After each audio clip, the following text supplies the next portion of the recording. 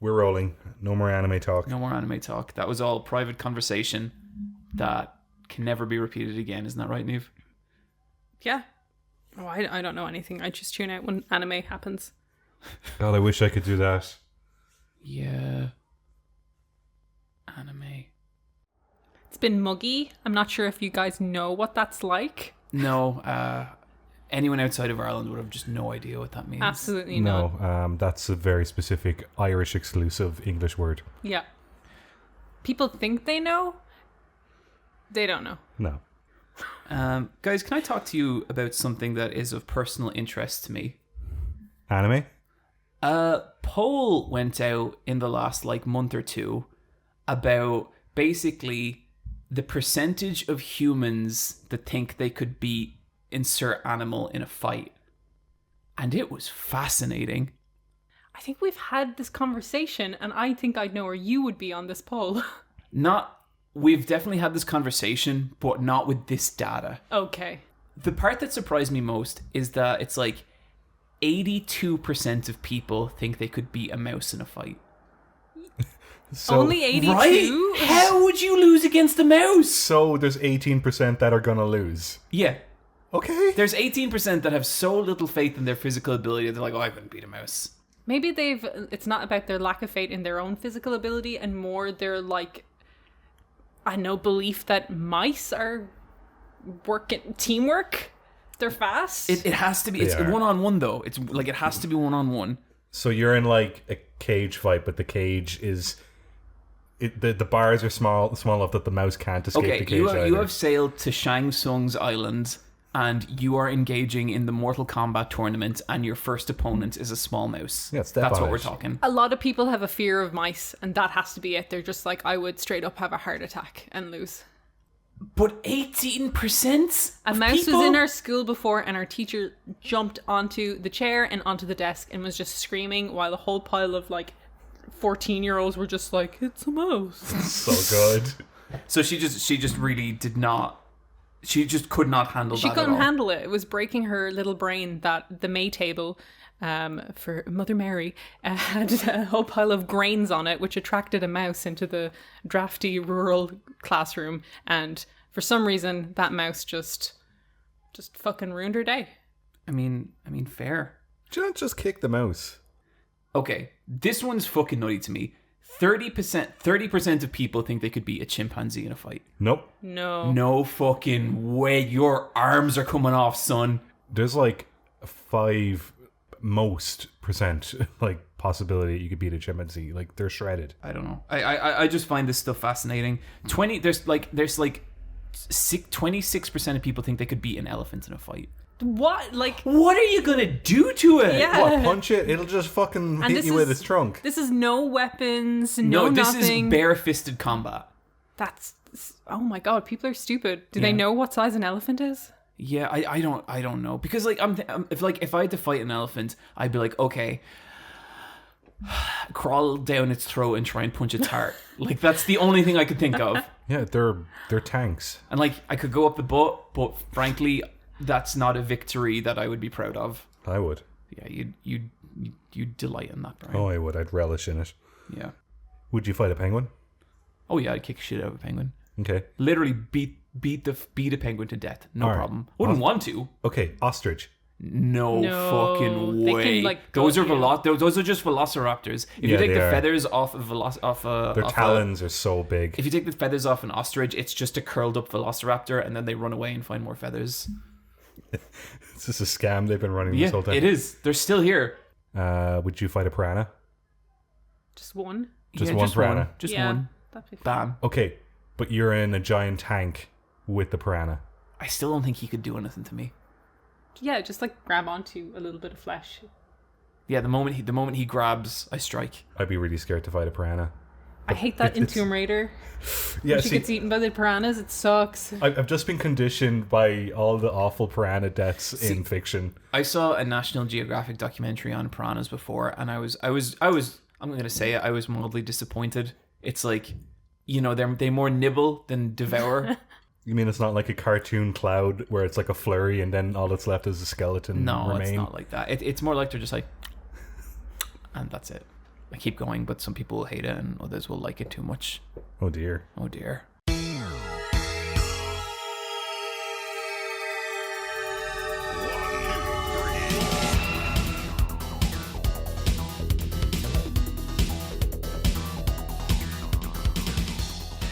Welcome to Let's Fight a Boss, the world's strongest video game podcast. I am sitting here with two of the best goddamn wildlife authorities this side of Ireland. To my left, they call him the Chimpmonger. It's Bryan. Gently preserving wildlife. To my right, the Lady of Snakes. It's Niamh.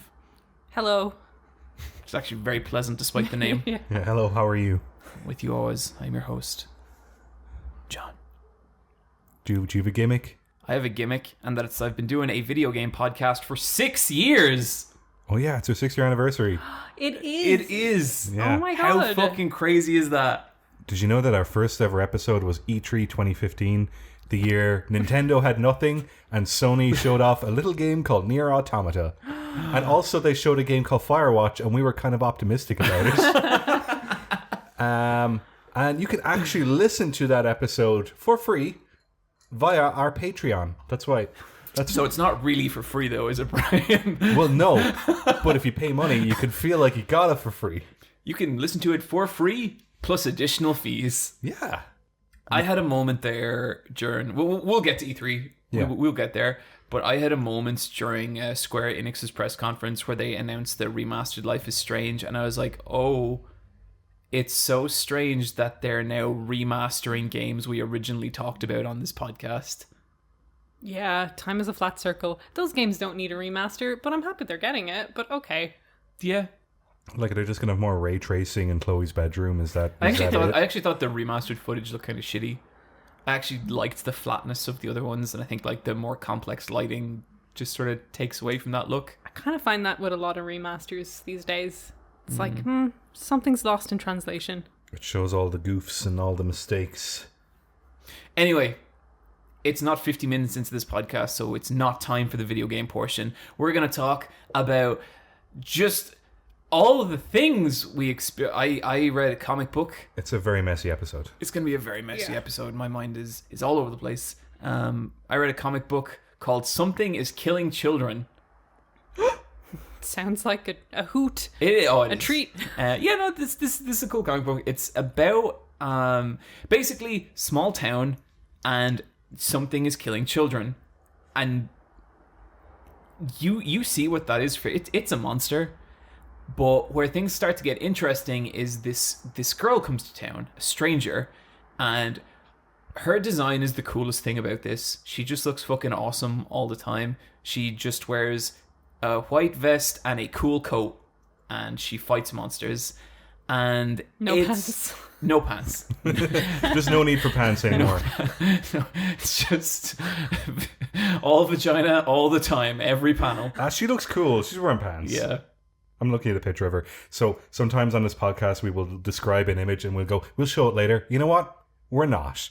And we're just going to say it outright. If we say we're going to show something later, we've forgotten about it and it doesn't matter. Sorry, John. It's okay. It is one of those comic books where like a lot of people really love it. And I think it's quite good. But it's also like it hasn't hit like that more kind of, it's not more than that for me yet, but I'm only a couple of episodes in and it's cool. And like there's like interesting stuff, like the only way she can lure the monsters out is to bring children with her because the monsters will be lured out by children and they only like eating children. But I think the coolest thing about this comic is it is just one of those, it's one of those comics where some of the panels are so fucking well done. You just gonna have to stop and stare at them, and it'll be something like, you know, a person standing in a doorway, and the shadow is cast just right, and like the lighting and colors are really, really beautiful. It's like it's exceptional at capturing like those little moments, and I think like that's the thing I really love about it. And everything else about it is fun, but I think sometimes those panels are just like they're fucking amazing. Bryan, Yes. What do you got, buddy? I have a TV show called The Girlfriend Experience. Have either of you seen this? No. It was a Steven Soderbergh movie that came out in the late 2000s, which I haven't seen. But then over the 2010s and now into the 2020s. The 20s? Is it called the 20s again? Is that what we're calling this decade? Yeah. Yeah. Yeah, it's the 20s. Yeah. Shit decade. Anyway. But it's not going well so far. I mean, we still got like 8 years. Yeah, it might get better. This is a TV adaptation of that movie, and it's an anthology series where each season is its own thing, but it's on a network called Stars with a Z at the end. The only way to watch this in our region is to torrent it. I didn't know people were putting Zs at the end of things still. You gotta. Let's fight a boss. Like, I do like how that sounds. yeah. Very What's modern. the girlfriend experience? It is a high production show about an escort, and each season is a different story, but it's always about a woman, generally in her mid to late 20s, but one of the women is in her 40s. Season 1 stars Riley Keough, who is Elvis Presley's granddaughter. Oh, crazy. And the first season is pretty good. Season 2, it has 2 protagonists, and they alternate every second episode with each storyline, but they don't have anything to do with each other. It's just how they did it, and that was an interesting approach. Season 3 is currently airing, and I'm particularly enjoying this one. And it is about a sex worker who has left America, moved to the UK, and has joined a British think tank, and she is using her scientific research to collaborate with another researcher to build an AI system that is based on lust and raw human emotion. Okay, I was wondering when we were going to come back to the... And what does the AI do? Like, what does it service? We're not sure yet, because the way the show is made is it's a very well made show, and the reason I started watching this originally was because it's directed by Amy Semmets, who's a director I really like. She did the first season, and I think she's just kind of a consultant now. But you know how you'll watch like it's kind of like a David Fincher thing, or like House of Cards, where like everything is very obelisk and like pale constructs and vast wide shots. A lot of white walls. A lot of white walls, yeah. And people are acting very sterile and reductive because they don't want to give away their real feelings. And everyone has their game face on at all times. So like you went on a bit of a journey there, Niamh. I just think that's a really interesting approach aesthetically for like dealing with escorts and sex workers, because like giving the girlfriend experience, you think it wouldn't be like sterile, you know, it would be like to create something comfortable. Like so far in season 3, there's been no full frontal nudity because it's not that kind of show. It used to be that kind of show, but it's like the first season was kind of a bit, you know, we'll lean into like the sensational and make it look trashy and stuff like that, even though it doesn't need to be like that. But by season 3, they're just kind of going a very different route with it, and just kind of making it very like I don't know, like it's just weird. It's got a weird vibe to it. Sounds cool. Yeah. Authoritarian, is that the word? Yeah. And so it's got some weird camera angles. And so so she's using her experience as an escort to create this sex robot. Sure. Okay, it's really weird because would you guys date a robot? Yeah. Robots are cool. Like, imagine going out and date with a robot, and you could ask so many questions. What would you ask, Bryan? What do you eat for breakfast? I do not need to process nutrients. But what do you process instead? Information. I'll tell you. But then you'd be asking the questions, and they'd be like, this isn't sufficient. You're not meeting her needs. No, I'm not. I'm sorry. I'm sorry, Escortron. I'm so sorry. I don't know. This is why I stopped dating biological matter. This is the kind of show where, like, they had lots of escorts, like, consulted on it, on how to, like, get it accurate. And I'm sure in the broad strokes, this show gets a lot of bigger things right. I'm sure in the subtle details, it doesn't. But I think any show on any industry is going to have those mistakes. I'm sure if there was a television show about an animation studio, we'd be able to, like, point out the stuff that's correct and then the stuff that is incorrect. Like, you know how stuff that's kind of adjacent to us, like Silicon Valley and Mythic Quest, and how we could be like, that's a correct like set design for someone in that job position, but the way they solve that problem is not correct. The way you've only one programmer is wrong. Yes. Yeah. No, I had that all the time with Mythic Quest, where like the lead programmer's like, okay, well, I'm just going to tighten up that animation now, and I was like, That's not how that works, dude. But I understand why that's the way, because it's a TV show. They have to shorthand entertainment. yeah. There's only 22 minutes. They got to get it done. Yeah. But yeah, like this show is the kind of show where you're not really sure what it's about for the first couple of episodes because people kind of just talk in vague terms or they don't talk. Like everyone is so indirect in this show, but that's kind of the point. But the hook this season is it follows a girl called, I don't know her name because she changes her name. She's like 5 different names. She goes by Cassie when she's escorting. Her dad has Alzheimer's, and it's probably in her genes that she will develop Alzheimer's as well. So she's in this situation where she's worried about her future, and I think that's what's kind of motivating her to kind of get involved in this AI, because I think she's interested in kind of imprinting a version of herself on in another form, which is kind of cool. So this season is kind of sci-fi, but it's not like I wouldn't say it's sci-fi. It's fictional science. It's the other way around. This is one of those shows where like I'll watch it, and for the first few episodes I'm not into it, but then by the halfway point I'm like, let's fucking go. A lot of my favorite shows are like that. Yeah. And like there's so much backstabbing. There's so many like clutch moments where you think someone's gonna get caught out because it's such a like taboo subject, and there's a lot of scenarios where people's jobs are going to be destroyed over this, but then there's double sabotages and backstabbing. Like it's kind of like an espionage show as well. That's probably where it gets its sensational TV stuff from. But it's also just like a very nice looking show, and it's not funny at all, which I think is kind of cool. Great. It's never had a single joke in it in its 3 seasons. There's But never when they cracked that one joke, there's never been one funny joke, and I think that's kind of cool because like you do not watch this show to laugh. You watch this show to be like uncomfortably engaged, which is kind of what you need in a show sometimes. And everyone is super attractive. Everyone is very handsome. Some of the clients are very scary, and some of them are very alluring. And the whole thing is just this mysterious package. Cool. That sounds great. Do you think you'll go back and watch the movie? Maybe. you will, Brian. Yeah, I will.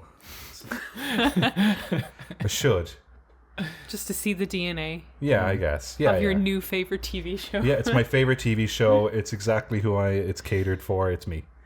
Great. It's just a good show. I'm sure there's some stuff that it gets wrong, but I wouldn't know. I'm a big dum-dum, but it's good. Big dum-dum when it comes to escorts. Yeah, unfortunately. You know, you can't be good at everything, John. What? Isn't that right, Niamh? Sure. Yeah. I think it's time for Wrestle Talk. Oh my god, all my dreams are coming true.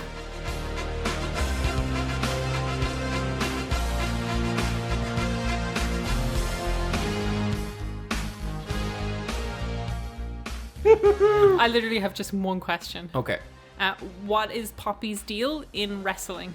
Poppy performed live at a pay-per-view last year, and since then has developed some kind of relationship with WWE, I guess. Mm-hmm. And she recently was with Io Shirai, and Io Shirai is a goddamn fantastic Japanese wrestler. Io Shirai she was a big rival of Kagetsu.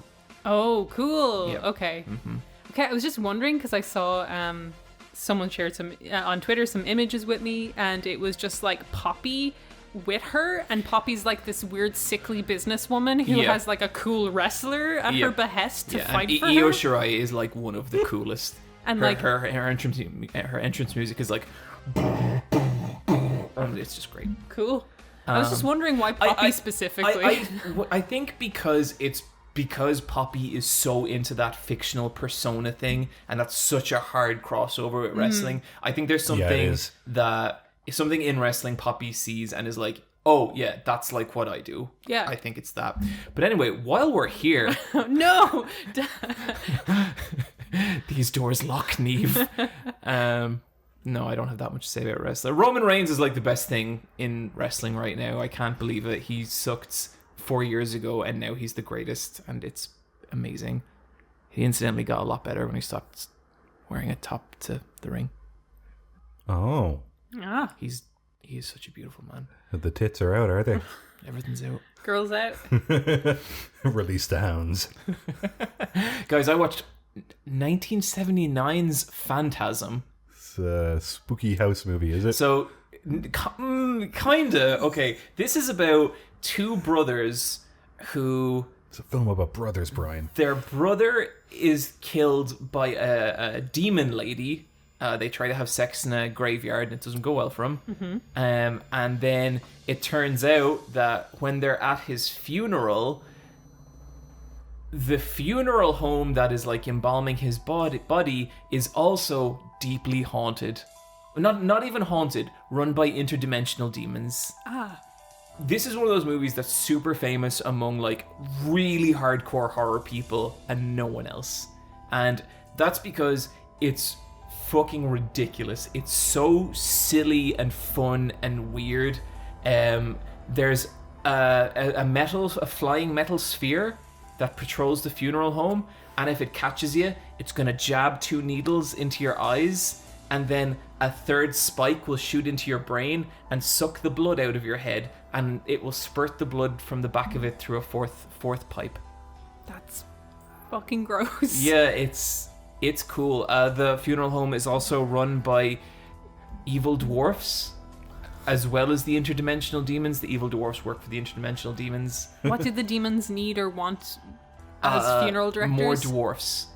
I recognize this. I don't want to spoil it too much, but it turns out that the dwarfs are normal people compressed. So is the funeral director kind of like the face of this movie, like the villain? He's kind of Terminator-y. Yeah, I'm looking at him here. There's a point where they're recognize like, him. how do we stop him? You know? Oh, he's looking at the embalming fluid. It's weird because like it is such a silly movie. Like it's really, really silly. But like it's also about like this extremely young child's fear of like death and the afterlife and what is to come.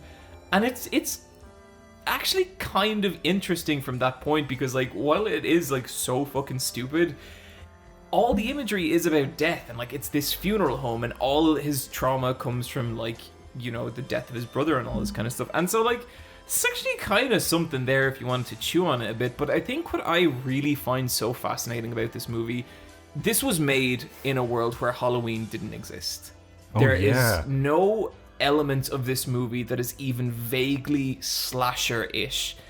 And you kind of forget like how all-consuming kind of slashers have become in horror, because in like it's got to be like 95% of horror, right? There's always like some element of, you know, something dangerous running that is like chasing people, That's using a blunt object. yeah, like and like, you know, it can kind of be a monster and stuff like that, and that has its own history. But it's just, this really feels like a film that was made in a world where slashers didn't even begin to exist. And I think that's really, really interesting about it.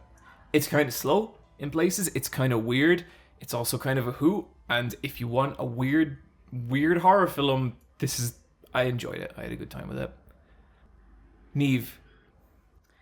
Bo Burnham's inside is absolute just the worst I've ever fucked. Hour and a half. Just sank. It was really funny. Only cut the... Okay, I'm gonna start this because both of you have weird like I don't know what's going on with your bodies. Oh, I'm not right. Like I'll admit it. I'm not right this evening. There's a television show starring Kate Winslet, and it's called The Mare of Easttown. Is it good? I have not seen it. She's fantastic It's in it. fucking shit. We're not doing so good, John. You have to be careful with these words. Oh my god! Ow! Oh, that's what it feels like, huh? Nah, Niamh's pretty good. It's pretty fucking good. Come on. It's a great show. What kind of lunatic? No, okay.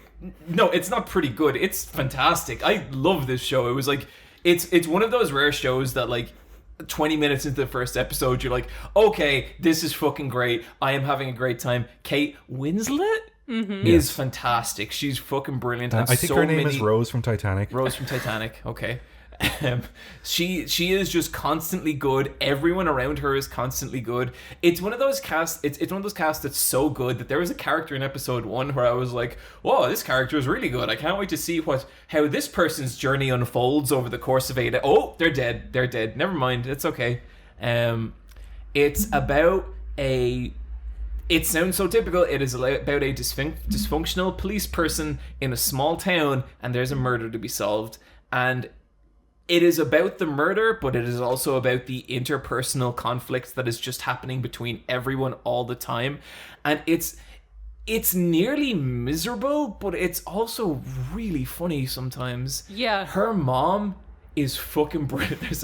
She really fights with her mom, and one of my favorite scenes is like they get into a big argument and she's like, "You fuck off, mom," and her mom's like, "Why you fuck off?" And then 2 scenes later they're just talking like normal because that's just their relationship. Like they don't apologize, they just go back to the way things were.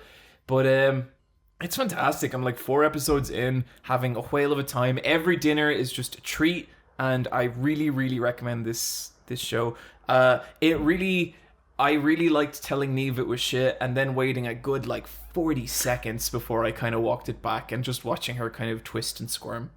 Yeah, you got me. It's Niamh's favorite TV show ever. Do you want to explain why? I won't go that far. No, I really, really enjoyed it. I watched it all in one go. Oh my gosh. I know. I didn't leave it. I've been depressed, but I didn't leave the Oh couch. man, you know what? Just Like being binged it. depressed is horrible, but a good solid like 13-hour depression watch. I know.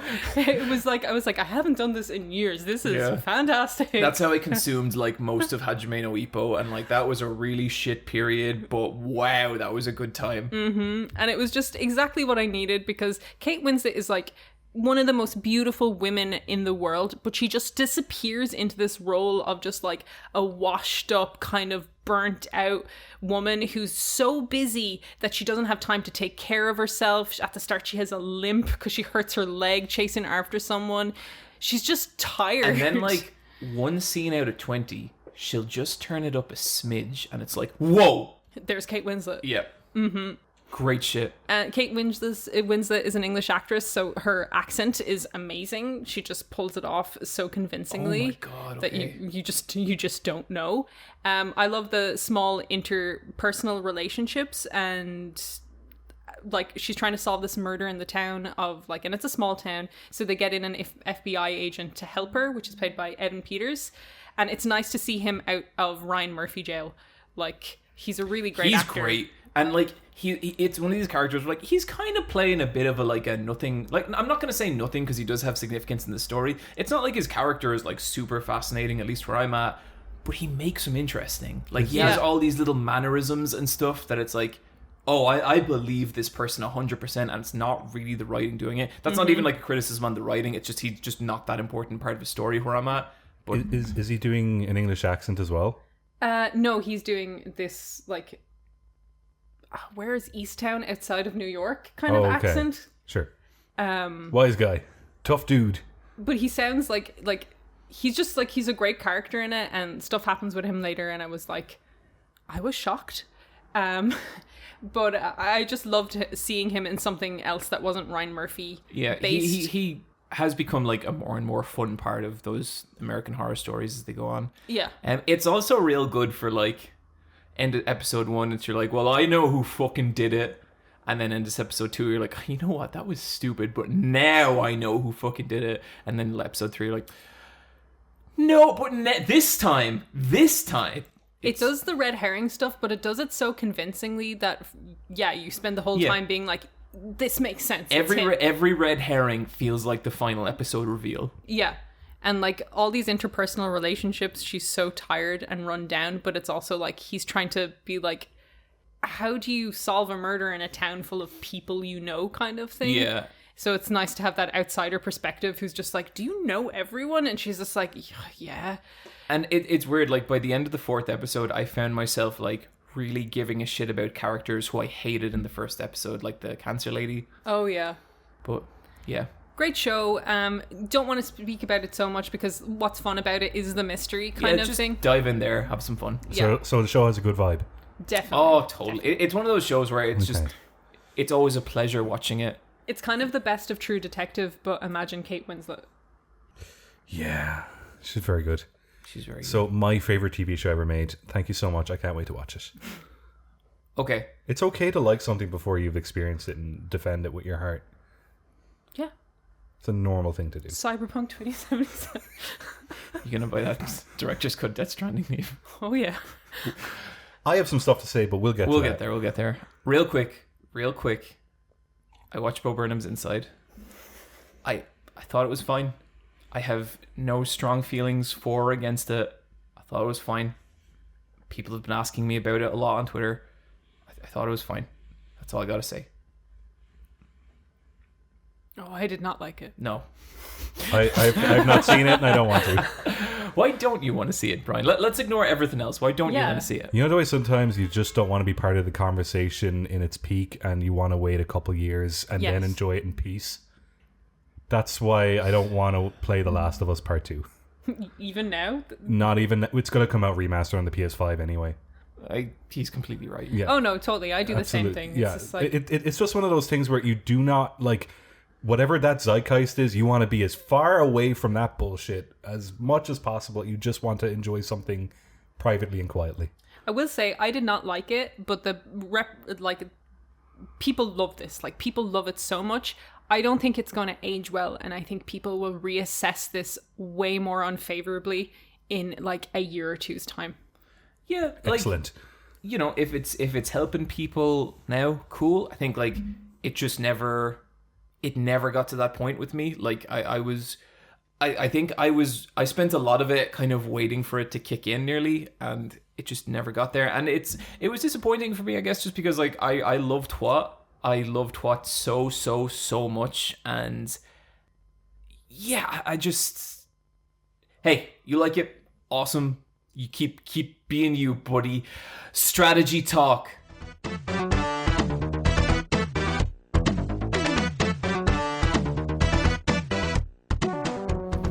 Media is so dumb to talk about. Yeah. Just, if we could all just look at yogurt or something and get along. What kind of yogurt do you like? Unflavored. Because it's the only one that none of us like. I like flavorless Greek yogurt. Yeah, me too. With some honey, it's pretty good. Oh, I never thought of that. Yeah, honey. Add your honey. own flavor. I put blueberries in there. Ooh. Frozen blueberries. I see. Yeah. Does that hurt your That'll stay teeth? good for days. Oh my god. No, Brian, you give frozen blueberries like a minute, they go kind of soft. I guess yogurt is always at room temperature. No matter how cold you make it, it always just fucking heats up right away because it's yogurt and it's mysterious. Do you guys want to talk about video games? Yeah, I want Yeah. to talk about video games. Oh, where to start? Fuck. Do you want to save one of the more... I feel like Stranger's Paradise and Guilty Gear are both going to be long ones. Sure. Niamh, tell us about Ratchet and Clank. I've been playing Ratchet and Clank Rift Apart. I think it was just last episode where I was just like, I'm not going to get that. Of course you are. And then I got it because the reviews of it were pretty good. And one of the ones I read specifically was just like, this kind of is a reason to own a PS5. Or at least if you have a PS5, this is a good kind of tech demo game. I where own a you can PS5. Yeah. You should own this, John. It is a good game to play on this to see what it's capable of. And okay, I put it in and I knew it was going to be good looking, and that game is so good looking. It is crazy. It is gorgeous. There's so much happening all the time. It is like watching like a Pixar movie. There is like, you open up and it's Ratchet and Clank and they're going to get an award for being heroes. So there's a big stadium of characters ready to present them with this award. And it's just like you see people in the stands. There's like these huge inflatable balloons. There's loads of stuff just flying by. It's so full of stuff. It is just packed full, but never to the point of clutter. Like, it's not one of these games where you can't tell where you need to go, or you're finding it hard to shoot things. They're not just throwing polygons at the screen. Yeah. No, it's very deliberate, and it's very, like, it looks good, but it's not at the expense of clarity, I guess. Just I feel fucking the amount of particle shit that started last gen and is continuing hard into this gen. I find that kind of frustrating sometimes. That's a fine line to walk. Yeah. This, like, isn't even, like, particles. It's just, like, characters on screen. Like, so many of them. And, like, there is, like, particles and lighting and just crazy shit happening all the time. It's a very dense-looking game from what I've seen. It is packed full of stuff. It is your typical Ratchet and Clank affair in terms of combat. You have a whole pile of cool guns and you shoot them. And and like, it feels good to do it. Like, one of my favorite guns so far is the pixel gun, where you shoot it and, like, the person you've shot, or the enemy you've shot, kind of turns into a pixelated version of itself. Oh, that's cool. Yeah, and it has that kind of, like, Doom sound effect where it's like, and it gets really crunchy and shit.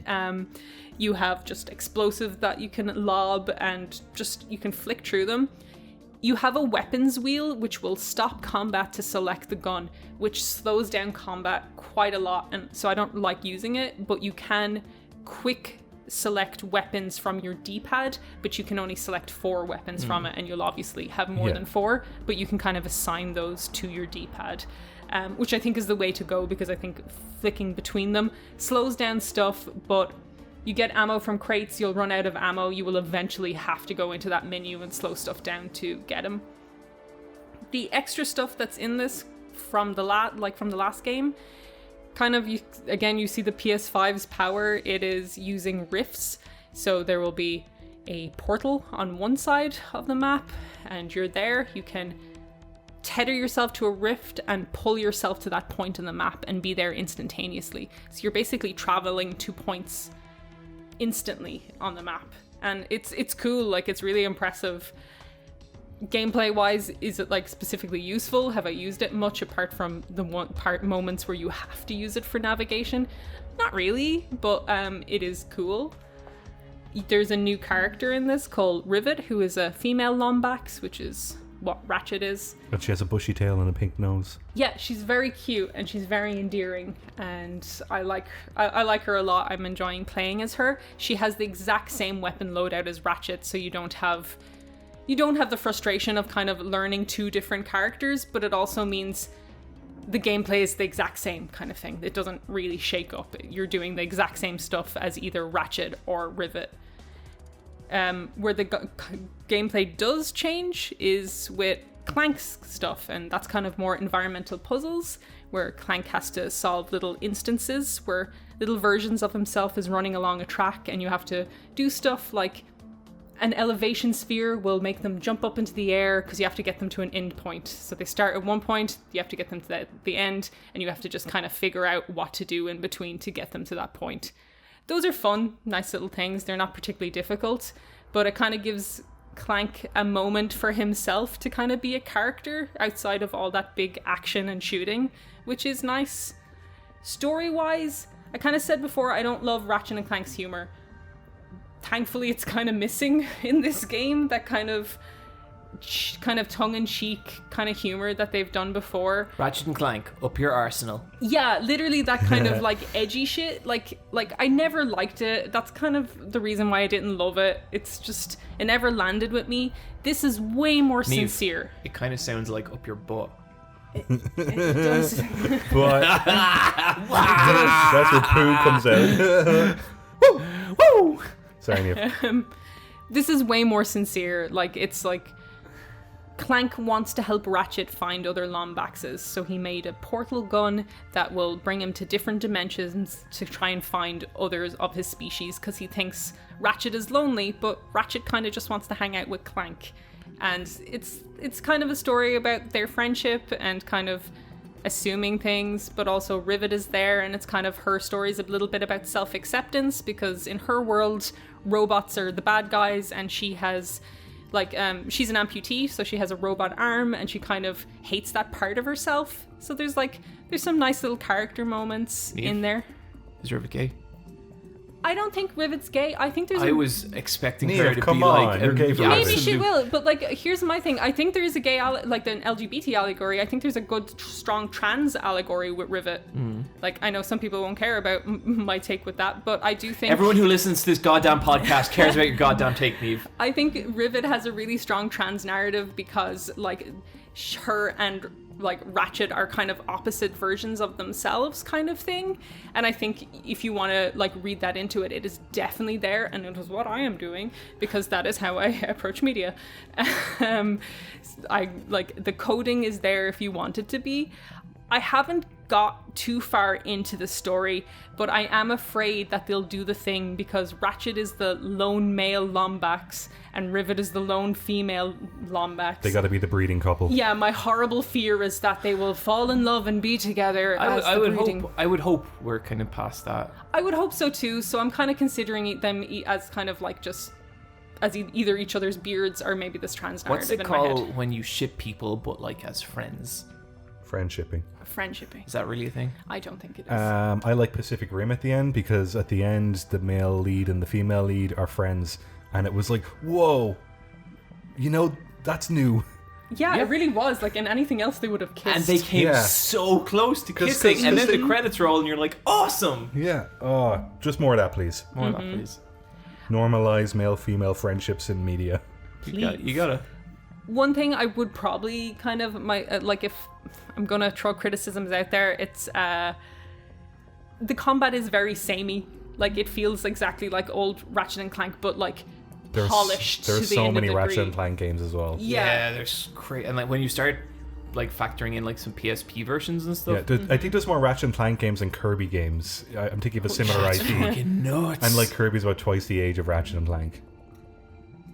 Yeah. And Ratchet and Clank haven't even had anything like that recent. Well, I guess they had the remake. Yeah. They had the remake of 2016. And a movie to tie That's in still with 5 it. years ago. It's crazy. The first 4 bosses I've fought have been very much shoots a laser at you, you have to jump out of the way, shoot it. They'll add ads halfway through. Avoid laser. Phases of Tree. Kind of, yeah. Any Not stamp even- the ground, jump over the shockwave. Yeah. Fucking hate that. Have you had to that's fight, become such a pet peeve. Did you have to fight giant hands? No, not yet. I mean, It's all Brian, robots like with a laser. you are so right. far. Like giant hands are a super cliched boss fight that have happened so many times. But every time I fight them, I'm like, yeah, this is awesome. Give me 5. And like maybe they will shake that up. I amn't like too far into it, so I'm hoping they will.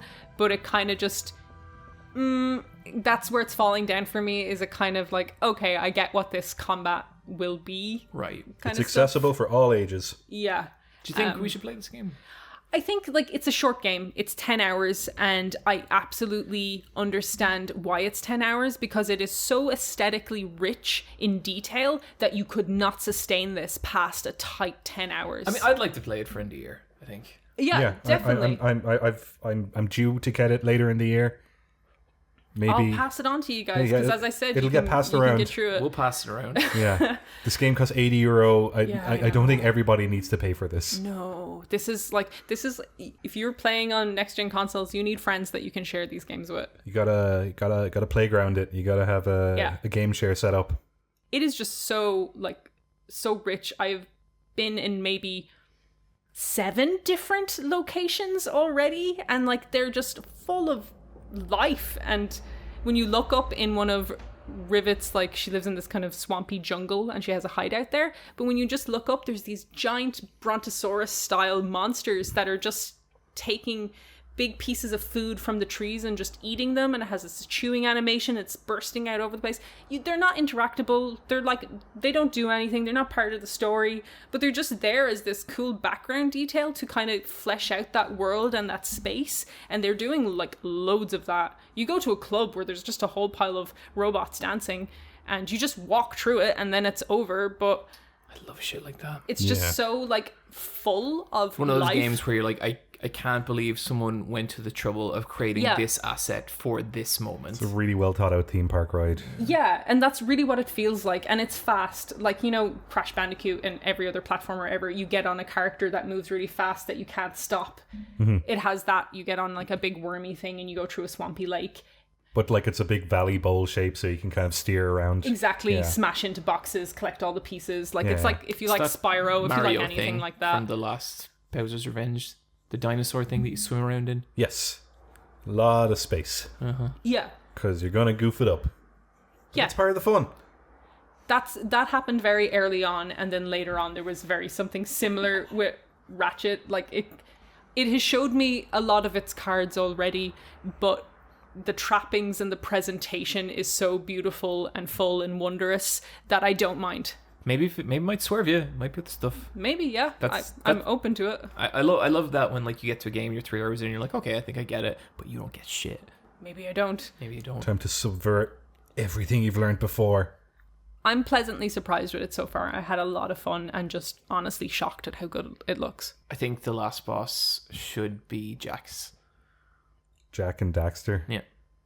They I think show up. you should have to do that thing in the video game where like Ratchet is pointing a gun at Jax and Jax is like dead on the floor, and then just R2 comes up and it's not going to move forward until you press R2. Oh, I hate that. I'd love if you walk into a room, but then from the other side of the room, the door opens and Jak and Daxter walk in, but they both zip up their pants and they go, "Sorry, we were just in there having sex." And Ratchet's like, "What's that?" And he's like, "You'll find out when you're older. Could he be like, But you're not gonna grow up to be older." Fucking blast his fucking face open. Okay, I know you're being gross, but I will say, in Jak 2, there's like this sci-fi world where a whole pile of spaceships are going around. It's like their little GTA world. Yeah. There's a bit in Ratchet and Clank Rift Apart where they have that kind of world, and you know in your head how you picture something versus the reality of what it is. So like the graphics suck in Jak and Daxter 2. Like fill in those blanks? Yeah. I was like, this is what I imagine that world to look like You've in got Jak your- 2 yeah. kind of thing. You're in your rose-tinted nostalgia goggles. Yeah, so it's kind of like all those kind of moments that you have from other platformy games in this kind of vein. You're just like, this is what it's like in my brain. It must be cool for a kid now to grow up and play this, and like, Fuck, yeah. and when they're older, it should look like it looked then, unless video games get even more fucked up. I know. looking. I'd love to know what it's like for a kid to go back and look at the shit we grew up with, because we'll never know. You know, No. It must look real sad. We will never see what they see with the shit we used to love, and I think that's really interesting. Niamh, that sounds good. Yeah, having a good time. Cool. Fantastic. Real quick, I'm playing more Disco Elysium. This has been, I think this is like my 5th time talking about this game, and I had a lot of trouble getting into this game. I think it was like 3 tries before it started to stick. The game takes place over the course of 5 days. I'm on the 4th day now. And the game has shown me its cards. I understand why I am there and what I am trying to do. I think to everyone who is like, this game is like incredible or whatever, like this game is really important, I'm at a point where like, yeah, I agree. It's just a very good game. Completely unapologetic in what it wants to do. If you do not have the patience for it, it does not give a fuck about you. And I find that frustrating, but I also respect it. And I am at a point now where I think I might love it a little bit. It just has so much heart. And I think when you get to that game first, you just see a lot of the ugliness in the game. Because, like, you know, you're playing as just this train wreck. Like, you can mold that character in a lot of different directions. Like, there's a lot of customization, like, not just for not like, you know, dex or strength or intelligence, but like, you know, is he very authoritarian? Is he a socialist? Is he just like a kooky weirdo? Does he just like to do drugs all the time? You can really mold him in any of those directions, and those changes are significant. Like, they change how you interact with those characters and who becomes important and all this kind of stuff. But he's always a fucking train wreck. He's just so broken and so sad. He's probably one of the only characters I'd really compare to Red Dead 2 Arthur. He is that level of, like, whatever way you want to play him, he kind of works because the writing is that well thought out.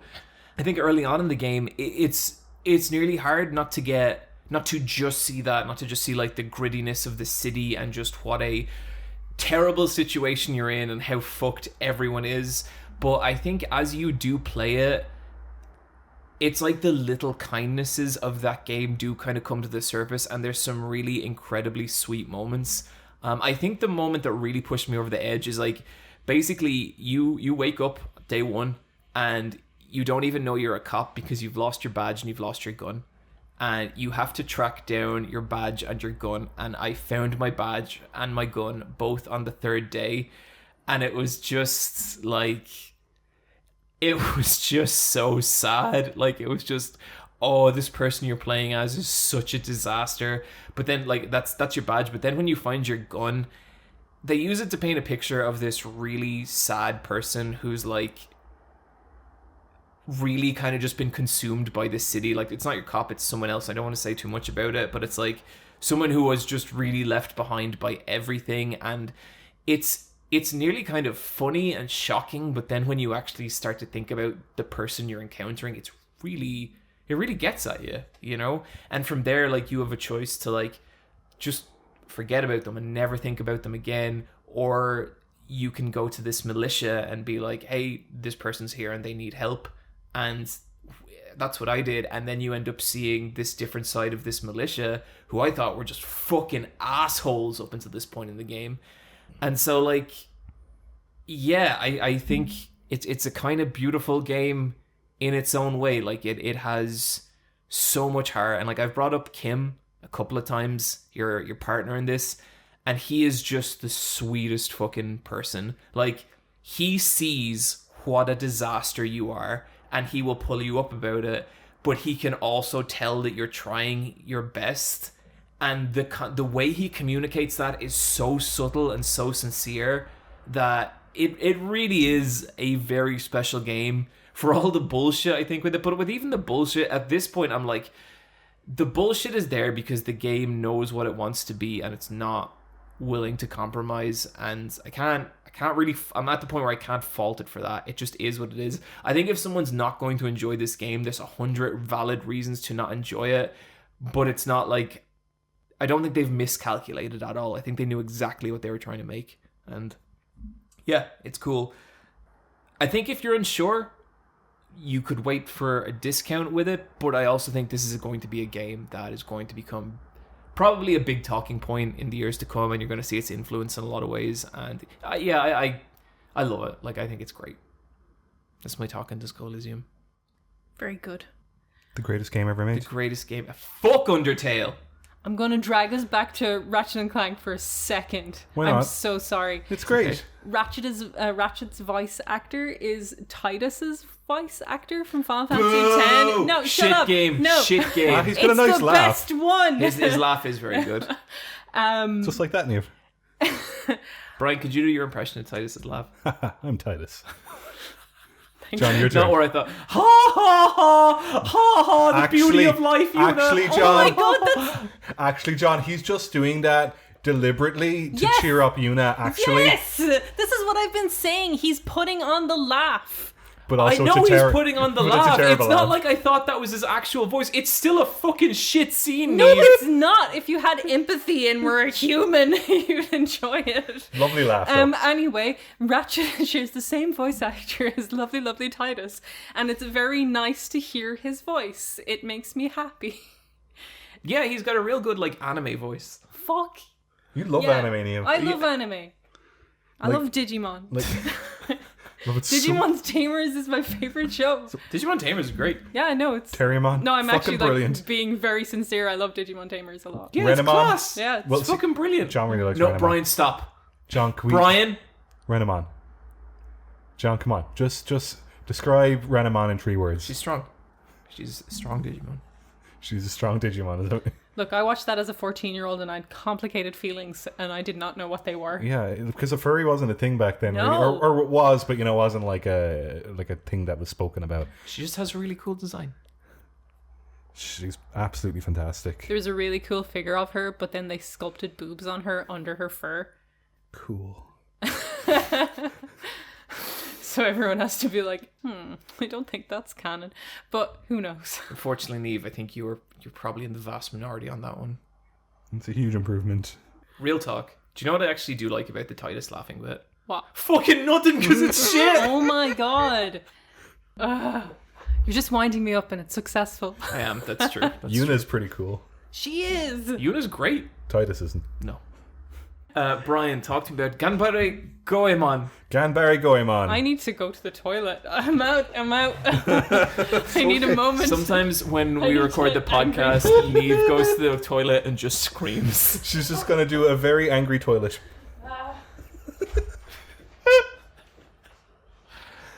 I don't know anything. For real though, about... Titus is pretty good. Is he? Okay. No. Not at all. I don't know anything about that game. I don't want to. All I know is what to say to annoy people about that game. Whether to get on their good graces or bad graces. It's a very easy game to wind up people. And for that reason, it's probably a game. Auron's cool. He's got sunglasses, big sword. Lulu's fucking great. Who else is there? There's Waka, is there who's a cat? Bender. There's like a cat. There's a giant furry dude. Yeah. He's pretty cool. Like a feline looking Yeah, thing. I think he's kind of the character in the game that I was like, oh, cool, can't wait to find out this guy's deal. And then the entire game went by. Oh. But Yuna's cool, Riku's cool. Riku gets way cooler in the second one. Is there a time skip in 10? Not in 10, but between 10 and 10-2. But 10-2 is just the girls, isn't it? 10-2's just, it's Riku, Yuna, and Pain. Yeah. And Pain's like Niamh. Yeah, I've seen Pain. And I'm like Yuna, and you're like Riku. Is Riku the one... She's the happy one, the spicy one. She's the one with the dreadlocks, is she? Yeah. She's Albed. Okay. This is way better than talking about Ganbare Goemon, and Niamh's missing this entire conversation. Yeah. She'll be back soon. Niamh, could I ask you a very difficult favour, please? What? Yeah. Could you turn on the light, please? Because it's gotten dark. Which one? So the lamp over in the corner, the floor lamp, and it's the top dial. Oni, we're just going to leave all this in. Oni, thank you so much. So the other thing we asked you to cut, do cut, but then this do not cut at all. Thank you, Niamh. Thank you, Oni. Niamh, do you want a beer? Thank you, John. Yeah. Okay, we're getting beers. Yep. There should be a bottle opener there on the oven. It's magnetized. Is that the Rockshires, John? Yep. See, people love this stuff because it's like they're actually hanging out with people. It's so authentic, and we're not trying to we're not trying to hide the goofs. We're embracing. It's behind you. And then look down. Oh, it's magnetic. Yeah.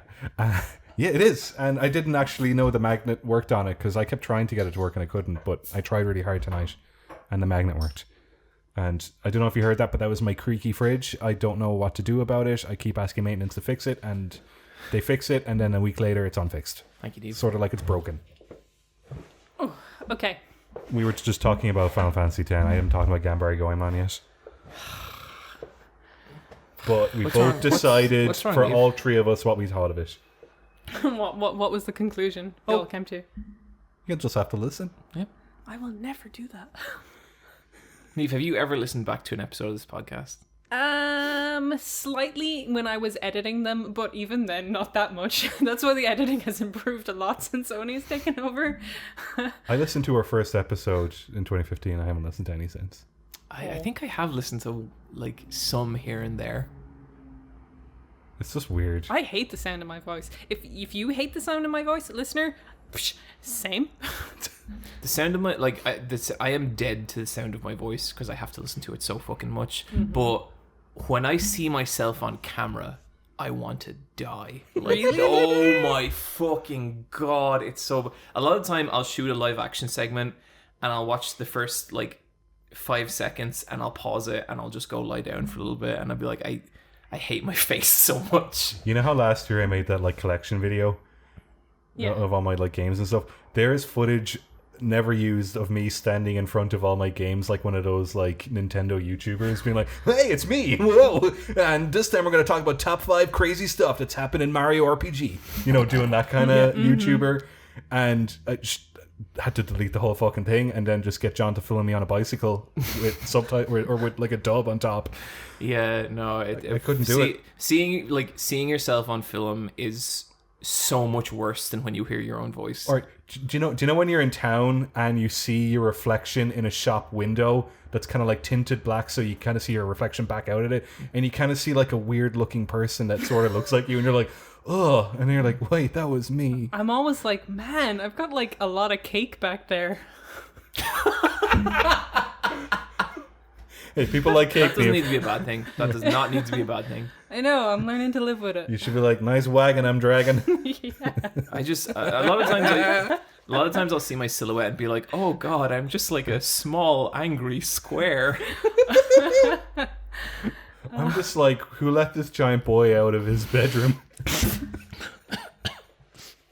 What are we talking about? Video games? We're talking about Goemon. Okay, so Ganbare Goemon is a Super Nintendo series made by Konami about Goemon, the mystical ninja. In the West, it was known as Legend of the Mystical Ninja, of which only the first of the Ganbare Goemons ever came out. John, it's one of your favorite games. It's a childhood cherished game. It's a fantastic game. What I decided to do is I'm going to go back and play the Ganbare Goemon series. Now, Goemon does exist before the Super Nintendo. He was on the Famicom, but I don't really want to play those games because Famicom games are just not fun. Okay, rewind back to the conversation we had where we were like, what do people who grew up in the modern era see in the games we like? We can just transpose that directly to our opinion on like 99% of Nintendo games. Mega Man 2 is good, Super Mario Land 1 is good, that's it. 3 is good, and 3 is good. Kirby's Adventure is good. Kirby's Adventure is good. Little Samson and Kokoron are good, and then like every other like NES Famicom game is just dog shit. Get that fucking ZX Spectrum piece of garbage out of here. Yeah, I think if anything has the word Atari in front of it, I know it's supposed to be the super nostalgic thing, but like have you seen those, or like ColecoVision or any of that, like you know how they'll have like the history of video games on like Netflix or whatever, and they'll have like an episode on like late 70s, early 80s games, and it's like, unless it's an arcade, I don't want to look at that awful piece of shit. Like, my cousins used to have an Atari, and a really weird thing happens where I remember a bunch of games from it, but my memories have transposed Super Nintendo visuals onto those ugly machines. So I'll download an emulator and be like, oh, what the fuck? Anyway, Ganbare Goemon. Ganbare Goemon. Take 4. Let's try it for real this time. I replayed through the first one, but I'm playing them via a fan translation because it seems like a lot of them got fan translated in recent months, which is super cool.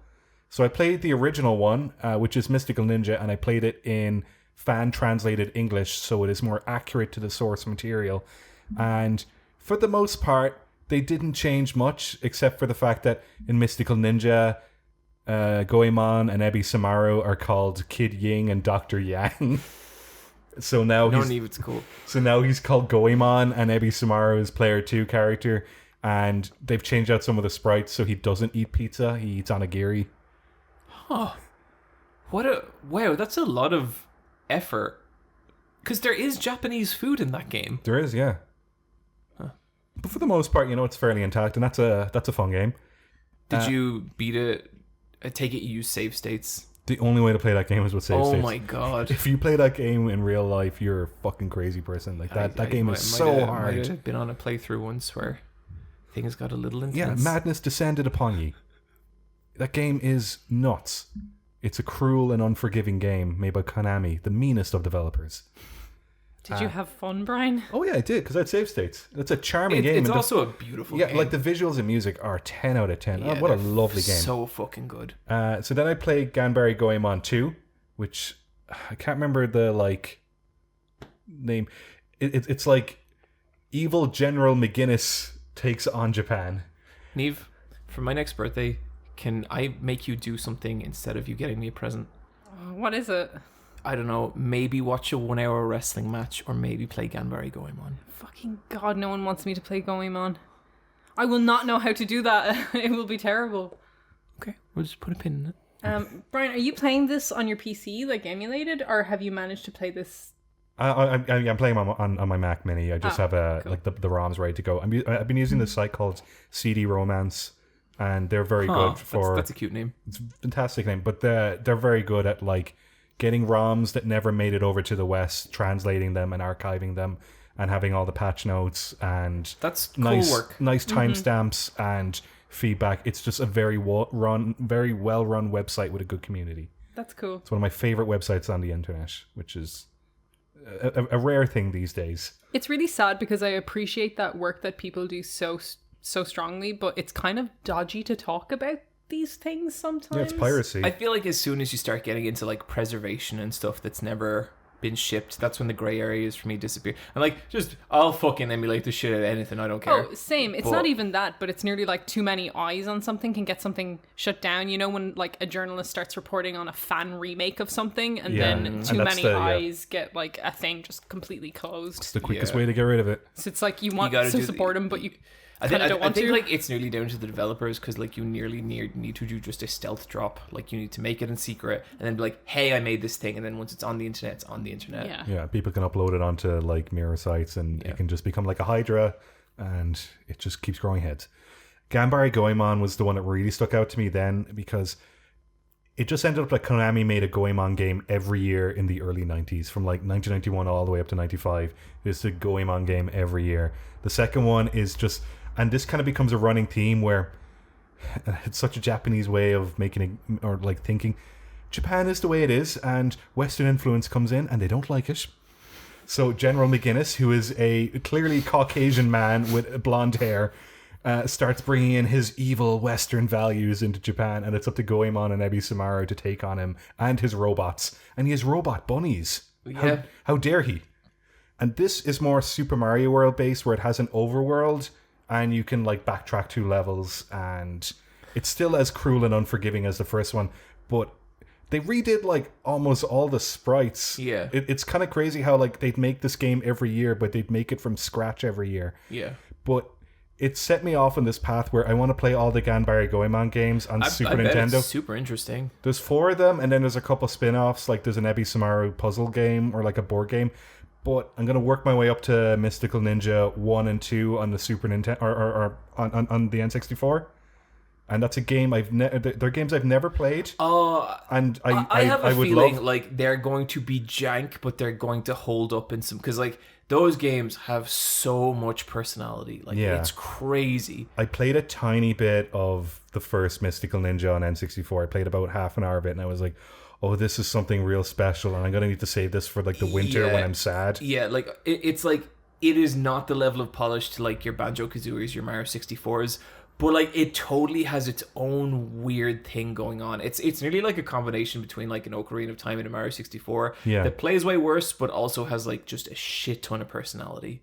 Yeah, but it definitely does seem like there's a running theme in these games about Japan being attacked by an outsider who is not Japanese, and they have to.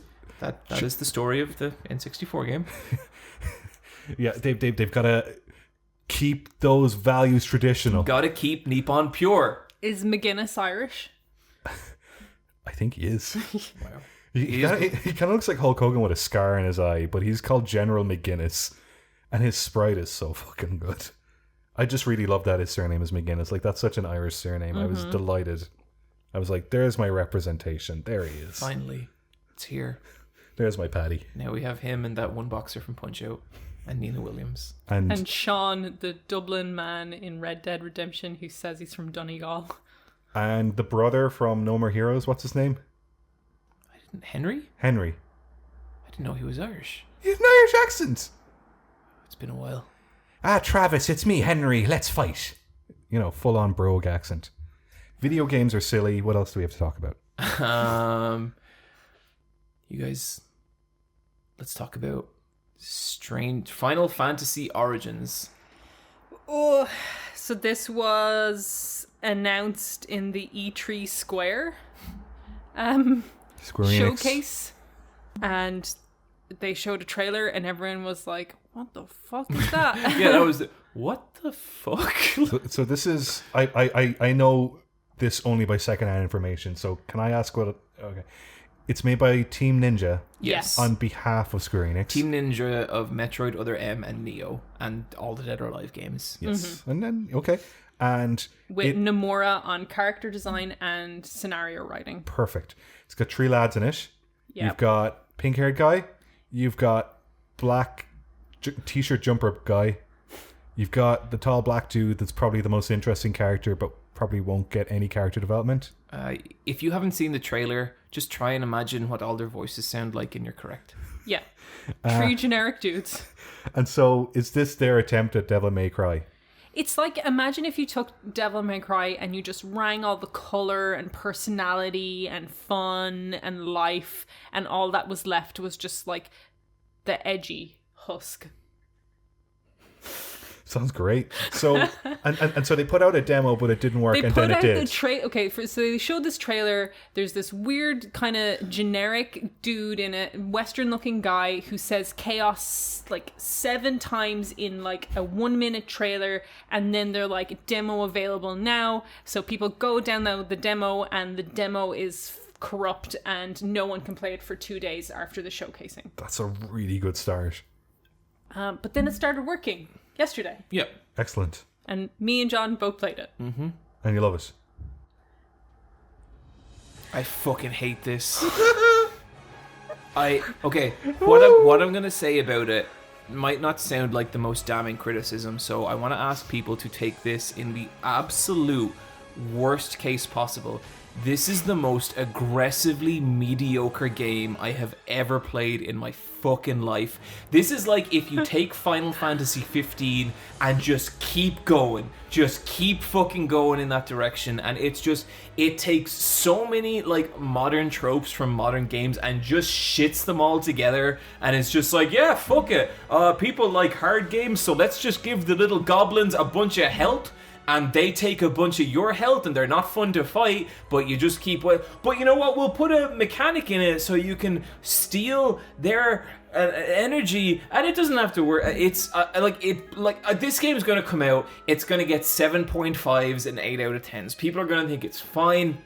I fucking hate everything about it. I swear to God, I just...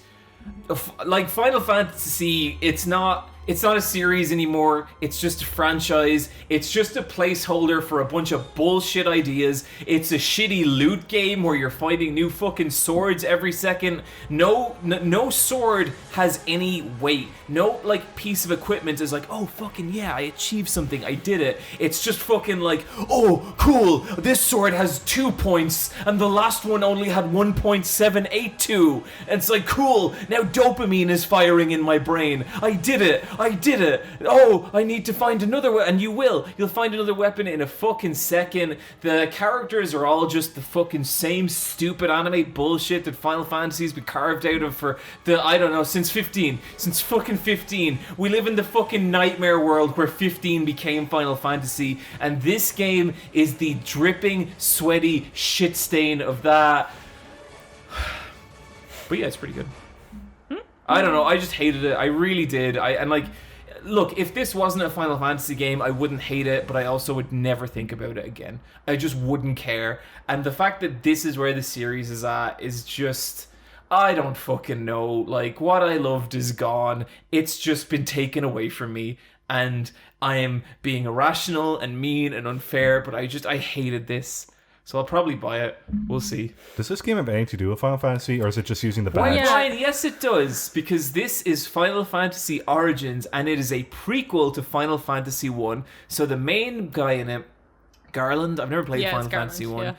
Yeah. The bad guy is Garland, and so he's this big fucking, like, knight. He's like, okay, imagine the Final Fantasy 1, old like medieval knights with all their spikes and horns and shit. Imagine that. Yeah, does a Final Fantasy exist in like, a pre-technology era, the first one? Not anymore. And then imagine a bunch of fucking like H&M stock models crawled out of the catalog pages and were like, we're gonna fuck you up, Garland. And it's like, I read a thing where Nomura was like, he wanted to make a game about an angry man, and congratulations, you've done that. You've made a game about an angry fucking man, and that is as much thought as it feels like went into this thing. I hated it. Niamh, what did you think of it?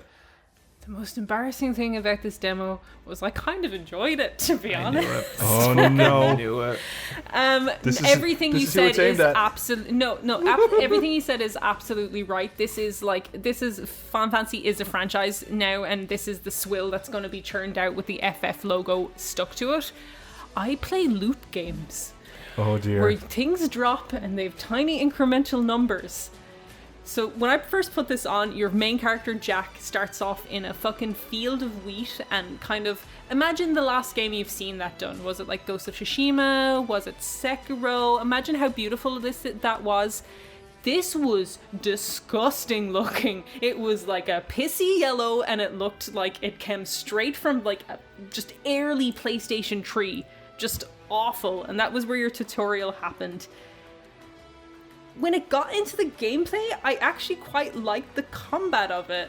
I liked that you had 2 character classes that you could flick between really quickly, and that you had a armor set for each class, which if you're doing a loot game which wants you to pick up loot all the time, that's handy to be able to put different armor sets on different character classes. But this game is such a type of game where they want you to continuously grind. It has save spheres that kind of work like bonfires that reset rooms, that makes you go back and refight enemies to drop more weapons, to level up these classes. Once you level up your warrior class, it unlocks an advanced class. So it's just constantly asking you to grind. It's just like that's the nature of the game. Grind. I thought the combat was fun, but I thought the enemies were so painfully generic. Like you saw a bob-omb, like a bomb, and you're like not a bob-omb, but a bomb. Okay. And I was like, cool, Final Fantasy enemies, and there's a little cactuar at one stage. There you go. I got annoyed when I saw the cactuar. I just felt like, don't you fucking shove him in my face. I know, it's because it's in this horrible, disgusting castle that's just like... Was there blank. a chocobo?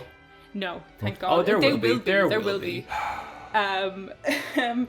But then all the other characters are like wolf, goblin, skeleton, and these are all like, and bat, and like these are all enemies from Final Fantasy 1, but when they are rendered as a beautiful sprite, skeleton, you know, is a nice enemy design that you fight. And it's like cool because it's like they had a square of 16 by 16 sprites to get across that this was a skeleton, and look at how hard they tried. And it looks cool, but when you put that into 2021 gameplay and a game, it looks like an asset drop. Here's a generic skeleton with a shield, here is a literal bat, and here is a literal wolf. And like there is ways around that, because like if you were to write down a lot of the concepts of the Dragon Quest monsters, it's like, yeah, it's a zombie, it's a skeleton, but that game's art style is so fucking consistent.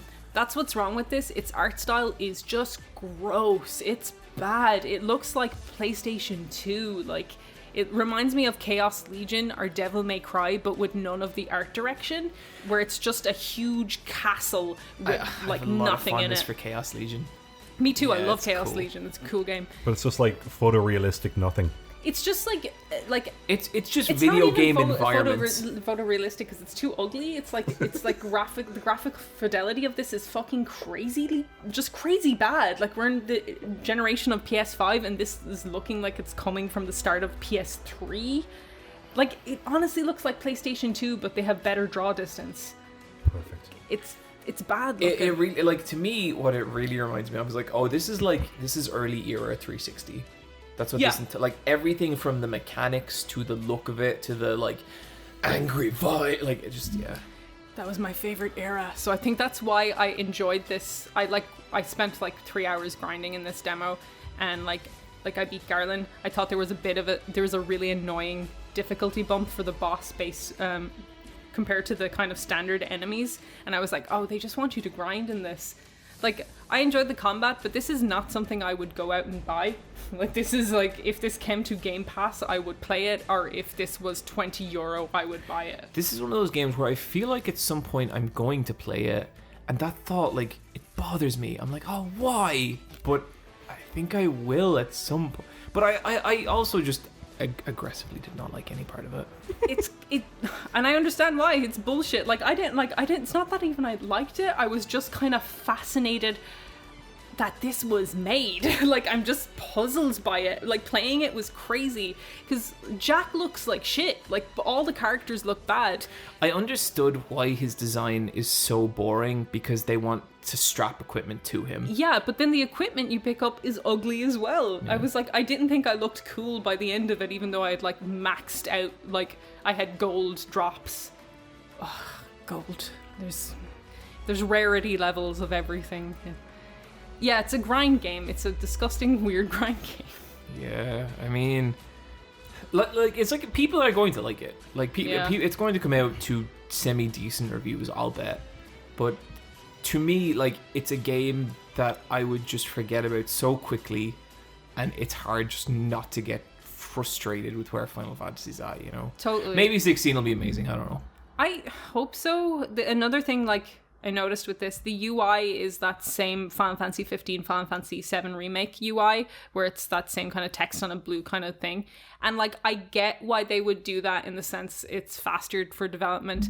But I don't know, one of the nicest things about Final Fantasy is you start up a new game in the series and its UI is so in relation to the aesthetic of that game and I world. remember loading up 8 for the first time and seeing I think it was the silver UI, and just being like, what the fuck? Like, and it was cool, you know? Yeah, it's like they're so of their games, and now it's just kind of like, well, we have our templated UI that we put on every Final Fantasy release now, and it kind of feels like as you said, it's just it doesn't work for individual games. Like they do the same for a lot of the first party Mario games on Switch now, whether it's like a platformer or a party game or tennis or whatever. Yeah, but it makes sense because that's all one shared universe. Yeah. Mm-hmm. Like it's all happening in the same timeline, but Final Fantasy isn't like that. They're all anthology games, essentially. I guess now that Nomura seems to have control, he can just be like, they're all connected. I guess, okay, last thing I'd say about It's like this Ryan game. Murphy put in video games. I know. Oh my god. But instead of I was going to say aggressively gay, because Ryan Murphy doesn't even put that many gay characters in his stuff. It's just really straight. I will say there's no female characters in this either. But now, in fairness, Nomura did clear that up from that interview about 15, where he was like, girls would change the vibe, and like, Niamh, you know, I don't like saying this stuff, but girls kind of do change the vibe. Could they not have one girl just to make sure that the guys aren't gay then? They do. They have their purity maiden that they like, Kairi Luna Freya, who they like to throw in, who just kind of no homos the boys. Yeah, so she's there, so they all have a big case of not gays, and there's not, you know, it's all cleared out. There's nothing. When you fight all Garland in this fight, a voice from Princess Sarah comes out, and she's like, "I have to help me, Princess Sarah." And like, I was like, "Oh, there she is. There's our pure maiden." Could you do some more Princess Sarah, please? Okay, I guess the thing with this is just, I really feel like when I look at what this demo is, in my bones, I feel like at no point during this thing's production did anyone really genuinely think this was a good idea. Like, at no point do I feel like there is any human being on this earth who would put, like, their hand on this game and be like, this is my child, this is my creative vision that I am going to bring to life. I just feel like it was a bunch of people kind of going like, yeah, we can do that. We have some assets. Yeah, you know. We can do that. We can make that. This dev team isn't set to do it for another year and a half. We can probably bang out a few. Shit it out. Yeah, anyway. Okay, so that is part 1 of our Square Enix shit talk. Part 2 will be in the E3 roundup. Yep. Do you want to talk about our last game? Do you guys smell that? Oh god. You smelling the game? Smells like the smell of the game. Yep. Smell the game. So guilty. Hey. I'll keep going, Brian. Just take it home. Shredding on down to the dusty road. Ride my hog with nowhere to go. Hey. It started off as Guilty Gear, but you've kind of gone Sons of Anarchy now. It is. It's just all American shredding it. Picking my guitar and please don't put our music on Napster. Can you do a Purity Maiden on a motorbike? Okay. Oh, Lancelot, as I rev up my engine, I think of you, the quiver of the pistons. Oh, I tremble. Oh, I wonder if this is what love will feel like someday. Oh. Hey. Oh, okay. Guilty Gear Strive is finally here. It feels like it's 2021. It's been delayed. It's here. This one feels like one of those games that we've just been waiting for forever. It's supposed to go to Christmas. Yeah. It didn't, but obviously it wasn't gonna. But it's out now. It's June. It's here. Brian, how you getting on with Strive? I was playing it last week. I've been kind of sick, not sick, but kind of recovering from something this week, so I haven't been playing it because it requires a lot of attention. Because this game looks and plays, well, it doesn't play, looks intense. I would Sounds say it plays intense. pretty intense. If you're playing as certain characters, it sure it fucking does play intense. But yeah, I'm enjoying it. I've done some. Do you know what? The online, fantastic. Oh my god, that rollback. It's really good. I don't like the navigation still, but once you get a match going, you're locked in. I just You're go fine. to quick match and just train well Absolutely. because I'm not that come on. Yeah, it's the easiest way to do it. I thought when they delayed it, that's one of the things they were going to address, but then it came out and they're like, no, it's still there. Here you go. It's weird to play it so soon after the beta because you have to do all of that again. Yeah. But yeah, no, I'm enjoying it. I don't know how to describe. Like, there's lots of good stuff to say about it. Do we start saying the good stuff first? Sure. I mean, like we talked about a lot of it in the beta, but fucking beautiful game. Yeah. I love the feel of this game. Like I hit 100 matches so quickly when that achievement popped up. I was like, oh no. It's got that chunky, fresh feel. I playing a lot as Geo. Yeah, she's the best thing about that game. She's fucking brilliant. Her and Rivet, amazing. Two cool girls. What's wrong, Niamh? Nothing. I was just like, Why, do you not like women? I'm just thinking about best new character and how they're absolute contenders. yeah, I love women. Geo is not winning that award. Oh, Niamh. She's a character design. She doesn't have like arc or personality. She's the bodyguard of the President of the United States of America, and her best friend's a wolf. She drives a really, really cool car that looks like a carousel. cool. And she keeps getting in situations that she has to fight herself out of. That will happen in a fighting game. No, but this isn't even like... I actually have a very salient point to make about that later. But In story mode, there's no fights. It's just a really weird anime that's 4.5 hours long. it's just What? it's It's just fucking nuts. the story mode is just an anime they made with the 3D models and so many unique models that they Yeah. made just for this story Yeah, so mode. there are fully crazy. rendered characters that are not playable characters. They might end up as DLC. There's one guy for sure. I guarantee. There's one guy. He's going to be the first. Yeah. He's blue and he has a gun. Yeah.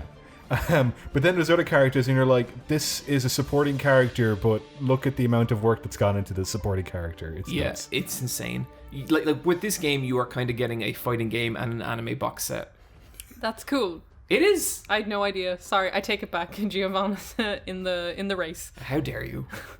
But yeah, like I am really enjoying Strive so far. Like I think it's an incredible fighting game. I really love I do love a lot of the simplification they've made to it, because like this is the most into the gameplay of a Guilty Gear I have ever been. When I am playing it, there is just a joy to it. Like the Roman cancel system is so much fun. Basically, you can cancel out of anything into anything, but there's also purple Roman cancels and gold Roman cancels, and it's really weird in a way that not even previous Guilty Gear games were, even if the characters aren't as complex. And I have been having a great time with it. I love this game. The soundtrack is so fucking good. It's fantastic, and the game's fully dubbed in English as well. It's been a few games since they've done that. I think the first Exarch was in English, but then the two follow-ups were only in Japanese. But I just like to play fighting games in my native language. It's just I need to have my senses less occupied. There is stuff, like one thing I was not expecting about this game, it is very bare bones in a way that I was quite surprised about. It feels like a version 1 where... Yeah. But like, did you buy the version where you're going to be getting everything like added in? I bought the season pass. Yeah, same. So like, I'm hoping by the end of this, it feels like a full game, but at the moment it does not. Yeah, and like there's stuff that's kind of... A big part that's kind of missing. So you do have the story mode, and the story mode's really cool. I haven't watched all of it, but it seems cool. But I was thinking about this, and like, okay, what I like fighting a lot. I think fighting is really interesting, and I think fighting can be a really cool way to communicate with other people.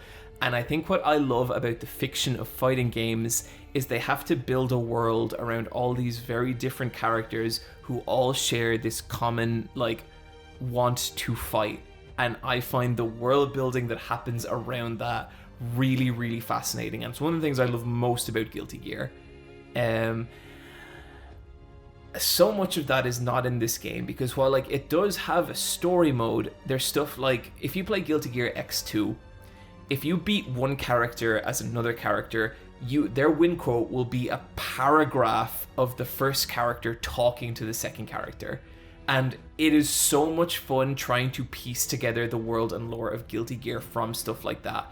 There's nothing like that in this game. Everyone just has generic win quotes, and I miss that a lot. That kind of sucks. I think one of my favorite things about like the Tekken Tag series was putting characters together and see if they'd have an animation together kind of thing, so you'd know their relationships. It's stuff like that that's missing from Guilty Gear. And this is a game with 15 characters, so you'd think it would have that aspect kind of there. And it's not like a lot of work hasn't gone into this game, because I really think it has. But it just feels like you're playing as the main character every time. There's never any like protagonist or tritagonist to this thing. It's only protagonist. Yeah. And then like, there's no instant kills in it. No. And it's weird that like your two like supers, starts with D. Supers, whatever. Yeah, the supers. There's only 2 of them per character. Yeah. They're like, I assume when they upgrade the game, eventually there'll be more. Yeah. But it feels like a base level game in that way. Yeah, and like what I really miss about the instant kills is like, it's what I love about like any like big, massive super combo in a fighting game.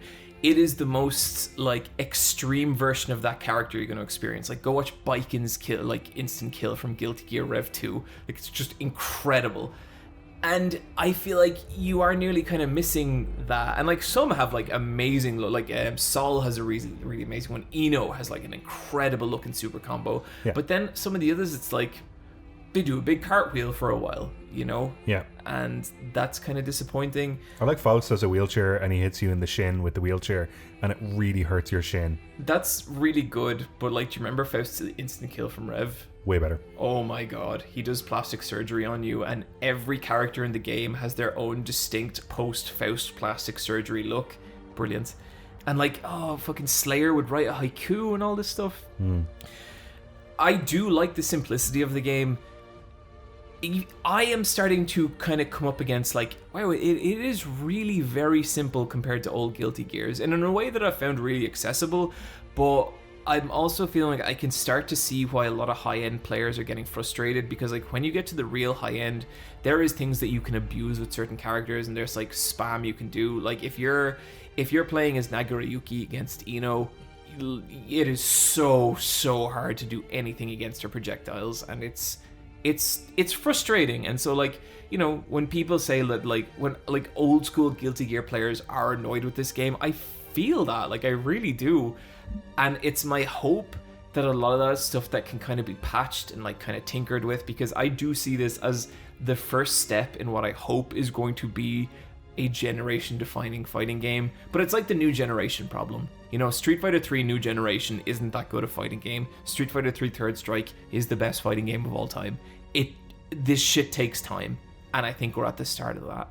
That's true.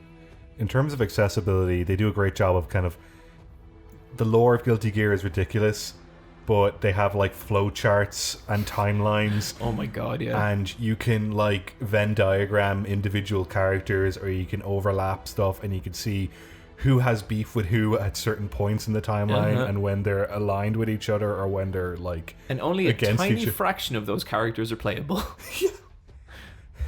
For ages you're like, who's that man? And then you have to go all the way back to like Saul Bad Guy's original name. And then you're like, who's Jacko? And then you're like, oh, okay. Yeah, it's all cool though, right? Yeah. Like, it's all really good. Yeah, and so like there's some really cool storylines with the characters, and why they are the way they are, and who they fight, and why they want to fight. It's just crazy. Yeah, it's a crazy game. It's good. I'm having a fantastic time with it. Like, it's got problems, but it is one of those games where it will just devour my hours. And that's video games, which means it's time for the 6th year for us to talk about E3.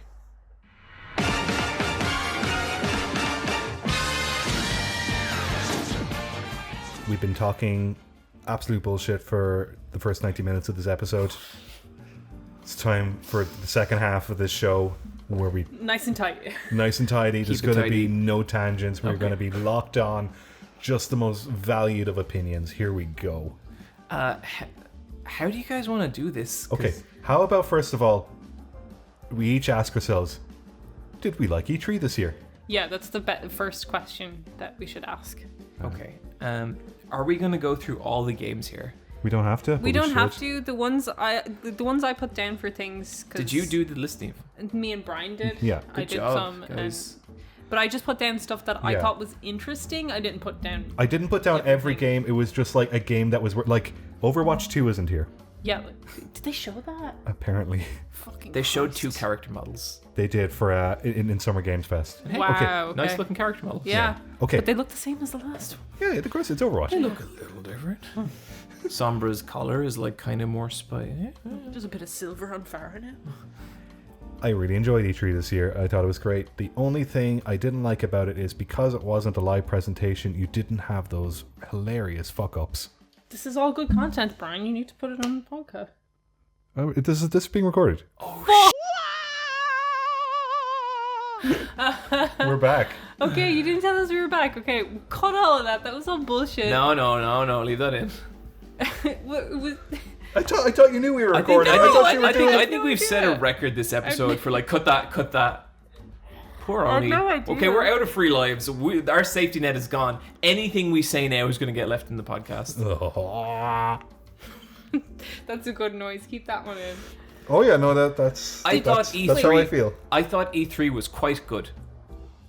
It was one of Yeah. the better ones they've ever done. Ever good. I think Overall. all things considered, given COVID and like that, yeah, like it was pretty decent. They showed a lot of games. One thing I will say is like it kind of didn't feel like E3 in the sense that the E3, like it was all on the E3 channel on YouTube, but the E3 branding wasn't on the other, stages or anything. It wasn't like, here's an E3 host kind of inviting someone on stage to do their bit. So it kind of, if you didn't know it was E3, you would just be like, this is just a Microsoft presser kind of thing.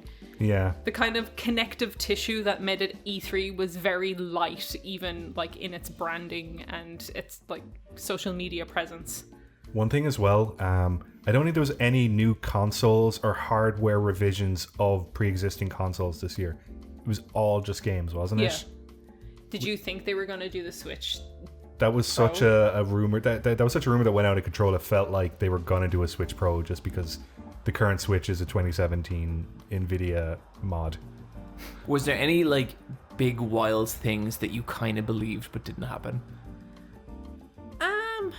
Honestly, no. I kind of knew to temper my expectations given COVID, and there was a lot of pre-E3 stuff that was just like, no, temper your expectations. And the fact that Sony didn't even show up. Yeah. For some stupid fucking reason, the day of Capcom, I was like, Street Fighter 6? Here we go. Despite all the reasons not to think that. No, Yeah, like they haven't even teased that shit. like to me, a lot of E3 was like, But these are the games that I- are coming out in the next 12 months. I Please was be expecting patient. a tease. Okay. I was expecting a logo and Ryu to do the new Shoryuken. Like the wildest I thought they'd go is to show Bayonetta 3 or Metroid Prime 4, but I was like, they're not going to do that though. But it would be cool if they did, but they're not. Fingers crossed, but they're not. Did they say anything about Prime 4? No. Just that's still in development, and then then Bayonetta 3, nothing. If I had any slight hopes, it would be to see something from the RE4 remake rumor to kind of have that Yeah. substantiated. But like, I kind of wasn't expecting it either because I heard don't expect anything from Capcom, and boy, Ooh. yeah, Maybe you didn't need a show, guys. yeah. Didn't even announce like a Street Fighter DLC. They were just like, oh yes, we make Street Fighter, and it's like, oh good, okay. You're going to keep making it? All right, so I guess it started off with Jeff Keighley's personal show, the Summer Games Fest. I thought this was great. Yeah, Yeah, this this was was a surprising. cool mix. There was something for everyone in this. Yeah. Metal Slug Tactics. Fuck yeah. Brilliant. Yeah. I like. Sure, they're never going to make another Metal Slug, but at least they're doing something with the IP, and an isometric turn-based tactical game that has sort of roguelike elements to it. Apparently, Was this sprite based? Am I thinking of Yeah, that one? it's- Yeah, this looked nice. looks lovely. I love the sprites of Metal Slug, so it's cool to see them from a slightly different angle, and I'm hoping for some really cool designs. I would also say this was the first trailer of Solar Ash that kind of won me over. Yeah. I've been pretty that was a really good 1 minute demo of it. I felt very tepid about that game, but this trailer I was like, oh, you know what, this actually looks pretty cool. I will say, Brian, you kind of had a phrase for these kind of games where you kind of slide around the world. Yeah, because the path list is the same. You play as a kind of female form. Yeah. And you are in a cell-shaded atmospheric world, and Solar Ash and the Pathless, if you put those two side by side and maybe they're kind of the same game. It's kind of an aesthetic you're seeing a lot. Yeah. I'm going to play this game, but I played the Pathless so recently. I don't know. Let's see. But yeah, looks great. I do like Heart Machine. They made whatchamacallit. I love that game. Hyper Light Drifter. This is their new game. Fantastic. Here we go. Jeff got on the phone and rang his good friend Hideo Kojima.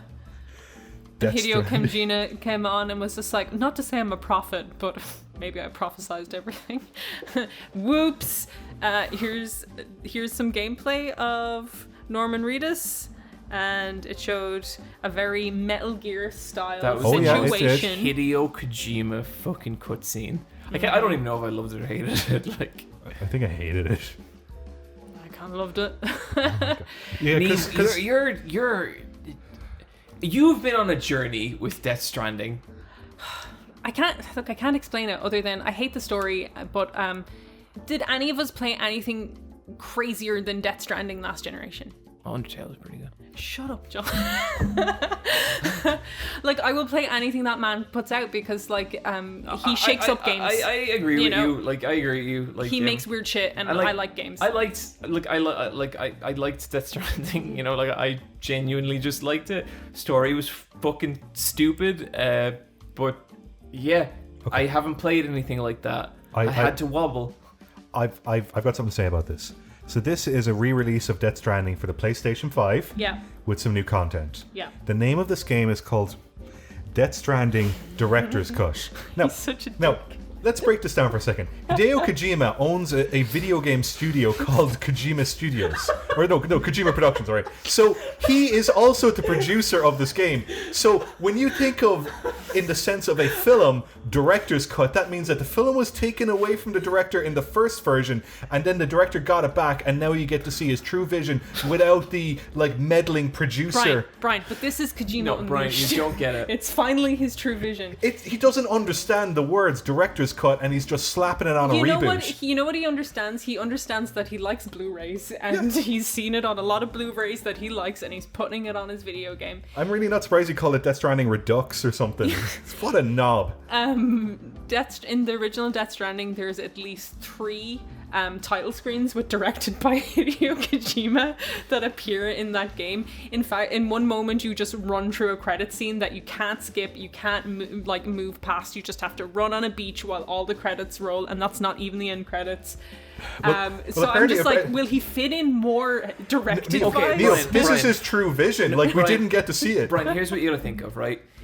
What you're talking about is 2019 Hideo Kojima. He had complete creative control on this fucking game. Yeah, but I know, Brian, but 2019 Hideo Kojima is a fucking hack compared to 2021 Hideo Kojima. I know, but do you not think Phantom Pain Director's Cut is a more appropriate title than Death Stranding version 2?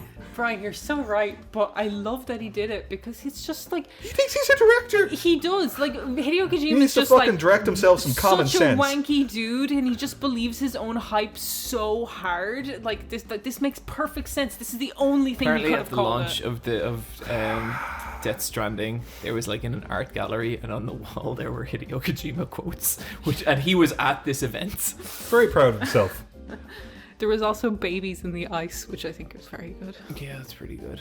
I will play this. I wonder if they got Norman Reedus back to record any dialogue, because that little bit of snippet he showed was completely silent, and for a lot of the side missions in Death Stranding, Norman Reedus does not speak. Sam does not speak at all, because it was clearly we've got him to do the cutscenes, and everything else he'll go and that's it. So it's I wonder how much like it was weird what he was saying kind of about like kind of feeling bad about predicting the pandemic and how he wants to make happier stuff kind of. So I'm kind of interested to see what he'll do, and also interested to see what the tone of the extra stuff in this will be. Maybe it'll be nothing. So far, what a waste of oranges. That's all I have to say.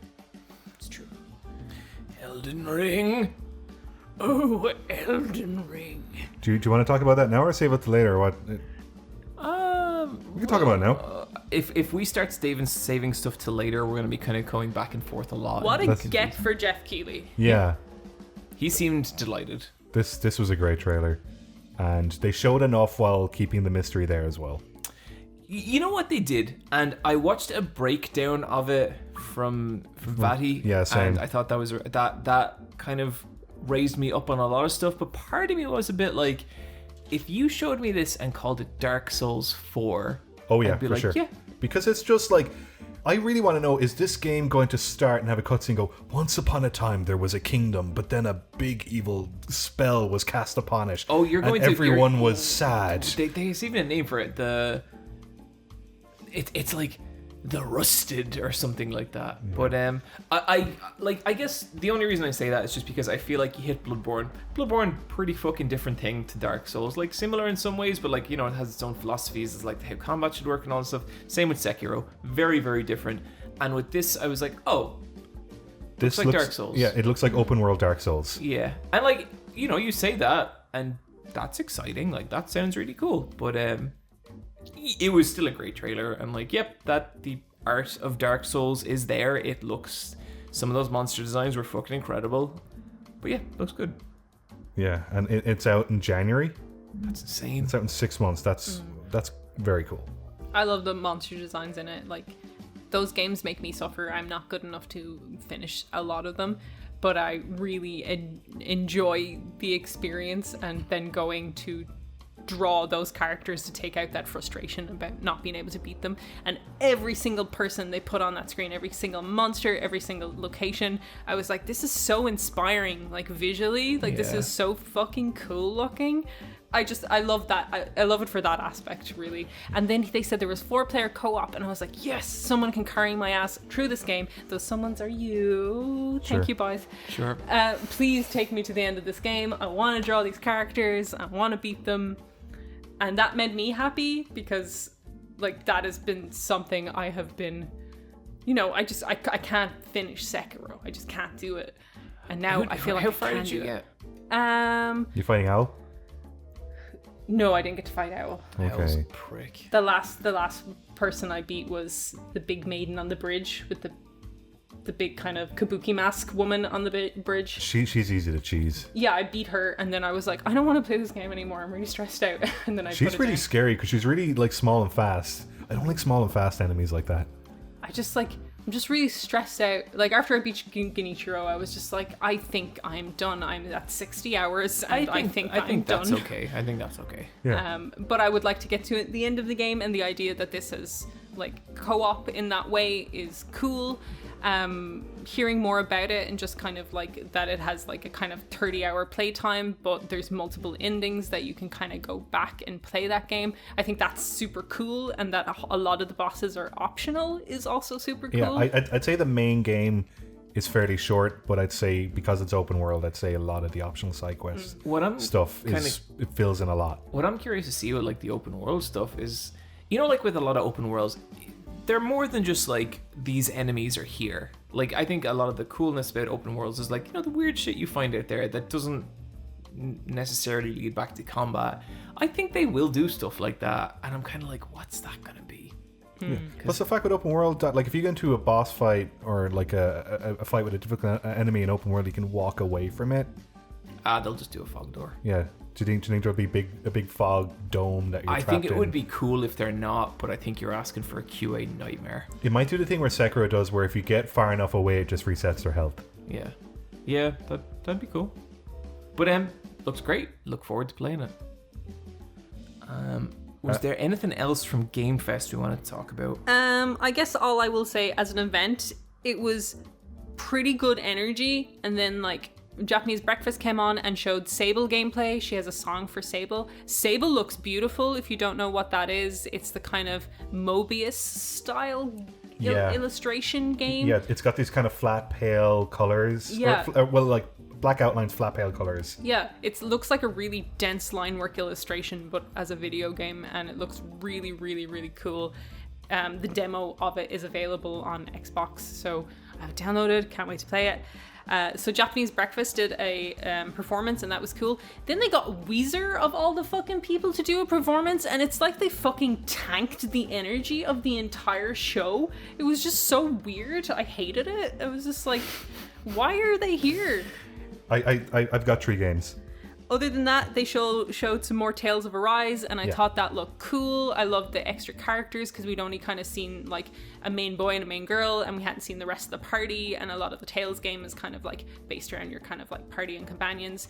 So it was nice to kind of flesh out what that would be visually. That game's out after the summer as well. It's out soon. Yeah, like that game's cool. My girlfriend will play it, and I will play it after her.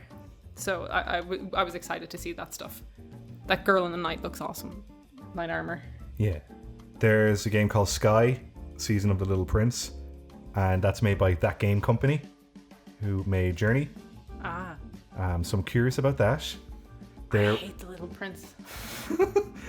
There's a game called Planet of Lana, and it's like a puzzle platformer, atmospheric puzzle platformer, similar to Inside, but it's not just black and white. It seems to have lots of color, and so I'm curious about that game as well. And then the other thing was they showed off a bit of the next Dark Pictures anthology game, House of Ashes. Yeah. Just keep that in mind, okay? That's all I have to say about that. Just that this was one of the bullet points in this hour-long presentation. Yeah, what did you think of that, Niamh? How's that? I thought it was weird that it was so militaristic looking. I was just like, what the fuck is this? I have suspected for a while now that the people who make Dark Pictures do not like horror. Yeah. And that this trailer did not. This game takes place during the war in Iraq. Which is fucking nuts. Don't. But also, doesn't the Pazuzu statue show up? Like the one from Exorcist? Well, not just from Exorcist. Like, it's in everything. Yeah, like Pazuzu. But like, I was like, what are they fucking doing with this? Then like they show the monster thing. Yeah. And then it's like, oh, maybe I didn't need to see that. And then they're like, and here's the pre-order statue of the monster. And it's like, you're really kind of, Yeah. Yeah. Anyway, that'll come back later on. Okay, sure. Then, in or around after that, there was another direct called the Wholesome Direct. I did not watch this. This was fantastic. It was full of Bryan games. It's full of Bryan games. So these are all indie games that are coming to Steam and probably Switch at some point at a later date, as is the way of an indie game. And it was an almost hour-long presentation, and you kind of got 3 or 4 minutes with each game. And they showed 75 games. It was like, I do think like this was probably my favorite part of E3, just because this is the one where it's like there is something for everyone in this direct, and like these are the games to keep an eye out for. Not if you like fighting. Yeah, wholesome, like really kind of. There's something for everyone for you, Bryan. Yeah, if you like wholesomeness. Okay, the reason why I liked it, there was more than one frog game. Here we go. There we go, everybody. Because if you're an indie game developer, what do? Stick a fucking frog in your game, you're a winner. Everyone loves a frog. Did they have that one game where it's like a kind of platformer game where the frog uses his tongue to attach to things? They might have. It all blurred together. Okay. Never mind. I saw like there a clip of that and I was like, wow, what a Bryan game. There were multiple games about like intricate, realistic cooking. Yes. And a bunch of like sims that some are farm sims, some are like you're running a small hotel sim. Yeah, okay, it's not for fighting games, but you know what? If you like Sims, there's loads of Sims, and I don't like Sims, so I don't know why I'm trying to praise them.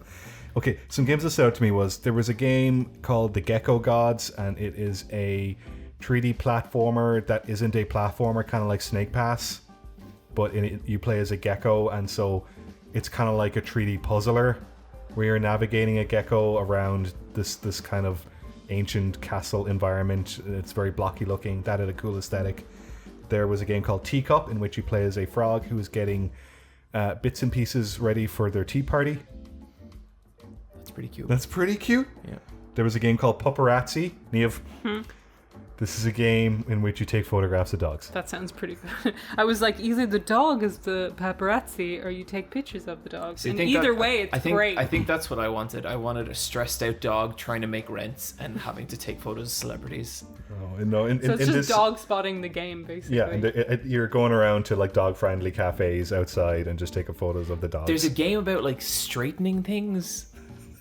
Like Sounds homophobic. Happy Pride, everyone. Well, Here's hey. the fucking straightening game. For God's sake. no, like about like straightening picture frames on walls. Oh, that's actually really satisfying.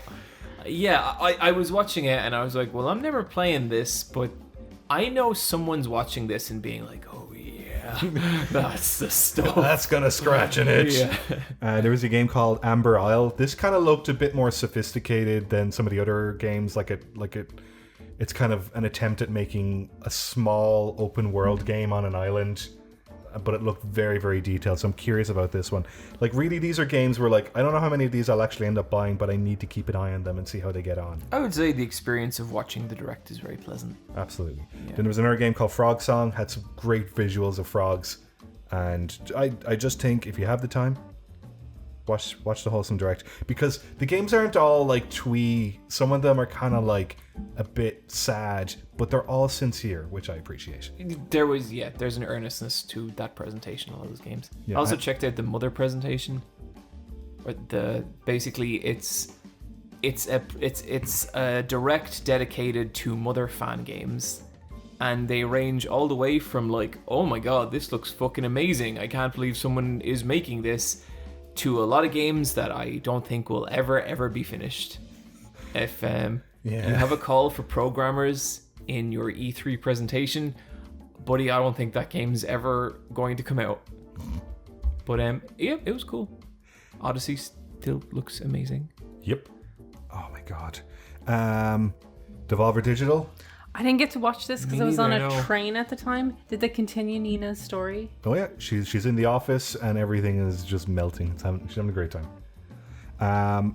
Three games that kind of stood out to me was Trek to Yomi, which is a samurai game inspired by Kurosawa films, but not in the way whatchamacallit, that game that came Ghost out. of Tsushima. Ghost of Tsushima. So this does have the black and white with the scratch filter, but they've managed to put the black letterbox bars overlaid on top of the scratch filter this time, so it doesn't look silly. I actually saw the trailer for this and it looked really nice. It looks very cool. They got the contrast right that you Yeah, would have they in did. black and white. Absolutely. Yeah, it looks very rich.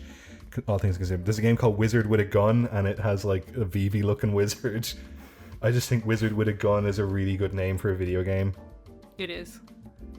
Then there was this game called Demon Trottle, which kind of plays like Pocky and Rocky. Oh, cool. And Demon Trottle is from the developers of Gato Roboto, which is a game I adore. That's a cool game. And I'm very curious about this game. I will probably get it, but Devolver Digital, you know how they don't give a fuck. And they're interested in kind of experimenting with stuff, and they have enough indie games that they're publishing or semi-indie that they can kind of try a few risks here and there. So what they're doing with Demon Trottle is it is not coming to digital shops.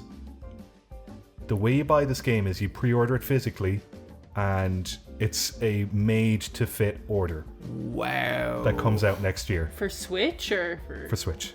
Okay. There is a part of me that's like, well, I have to get it then. I know, yeah, the FOMO is there Yeah. now, and so like I'm very curious about this game, but now I feel obliged to buy it because it's not going to be part of some Switch eShop sale. But like the way they advertise it, it was like out on physical, never digital. Huh. That's interesting because I think it's a cool way to market a game, and I guess this game would not be made without the funding with that in mind. Like they clearly signed up to make a game Yeah. for this as platform. Yeah, like they probably got like a once-off lump sum, but like it's just like, you know, the way if you put your game digitally, there's, you know, residuals. Yeah. But there's no residuals off this. You're like they're like the whole thing is this game is an old school game, and they present it in a trailer that has the CRT filter all the way up to max, and the sound is like they are really selling this as what it is, and they want to be as analog as they can possibly be, and so it does not have a digital version. That's crazy. That's a really crazy move to make. Like, it's so the opposite all the time. I don't know. I feel like there's an argument for and against this, but I'm kind of like, I'm curious to see what they do. I think that's kind of cool. It is. It's very bold of them. Yeah. Which is typical of Devolver. I hope this is a thing where like the pre-orders are generous and the availability of this is generous. Apparently there is a lot, but there's a lot to pre-order. But in the first 2 hours, the shop crashed. Oh. Because everyone was like, and it comes in like two versions, like a standard and a steelbook. That's cool. And stickers, because you got to have your stickers. But also the game looks very good. And that was Devolver Digital. Like there was a couple of other games as well, but they were the ones that stood out to me. I think it's incredible how they've created a show around their show so that like you're not going to be familiar with a lot of the games they're going to be releasing, but so many more people tune in because they want to see what's happening with Niamh, and I think that's so clever. It's a really good gimmick. Whew, okay. Square. I fucking hated this. Origins look pretty good. What? I thought it was decent. I turned off all the volume and grinded for 3 hours. Guardians of the Galaxy is certainly a game for someone. That's like their big game for pre-Christmas. Look, people were saying when they were playing the Marvel game that they have out, Avengers, like, oh, if only this was a story-driven game. There's good writing here. It's such a pity. And this is what this is. It's a story-driven version of that. It's like Eidos Montreal, but I really don't like how they are approaching realism, and I think the character designs are just like the Avengers game. They're just not appealing at all. I do not like how Drax looks, and I really love Drax. Rocket's little goatee. Oh my god. I don't know why it bothers me so much. It just, I don't know, they're just kind of on the weird side of like they just look realism, where it's annoying. uncanny valley, but it's like there's something, it's the same with the Marvel Avengers game, where there's just something with the lighting where everything looks really flat and weird, and Star-Lord's hairline is weird and low. Yeah, his hair looks crazy. It's crazy looking, and like Eidos Montreal make good looking game. So, like Shadow of the Tomb Raider, like the Tomb Raider games look good. Like so did the Deus Ex games. It's kind of just crazy that this is where they are, like in just fucking Marvel spin-off jail. It makes me sad because they are a talented a bunch of devs. And like fuck me, who cares what I think? Like people will play this game. People love Guardians of the Galaxy. This game, I think. And I think they'll probably do a really good story, but like aesthetically, there's something extremely off-putting about it that I cannot put my finger on. Something a little, and I like this thing, but I don't mean this in a good way. Something a little Disney Infinity about it. I just kind of wish they went with it more.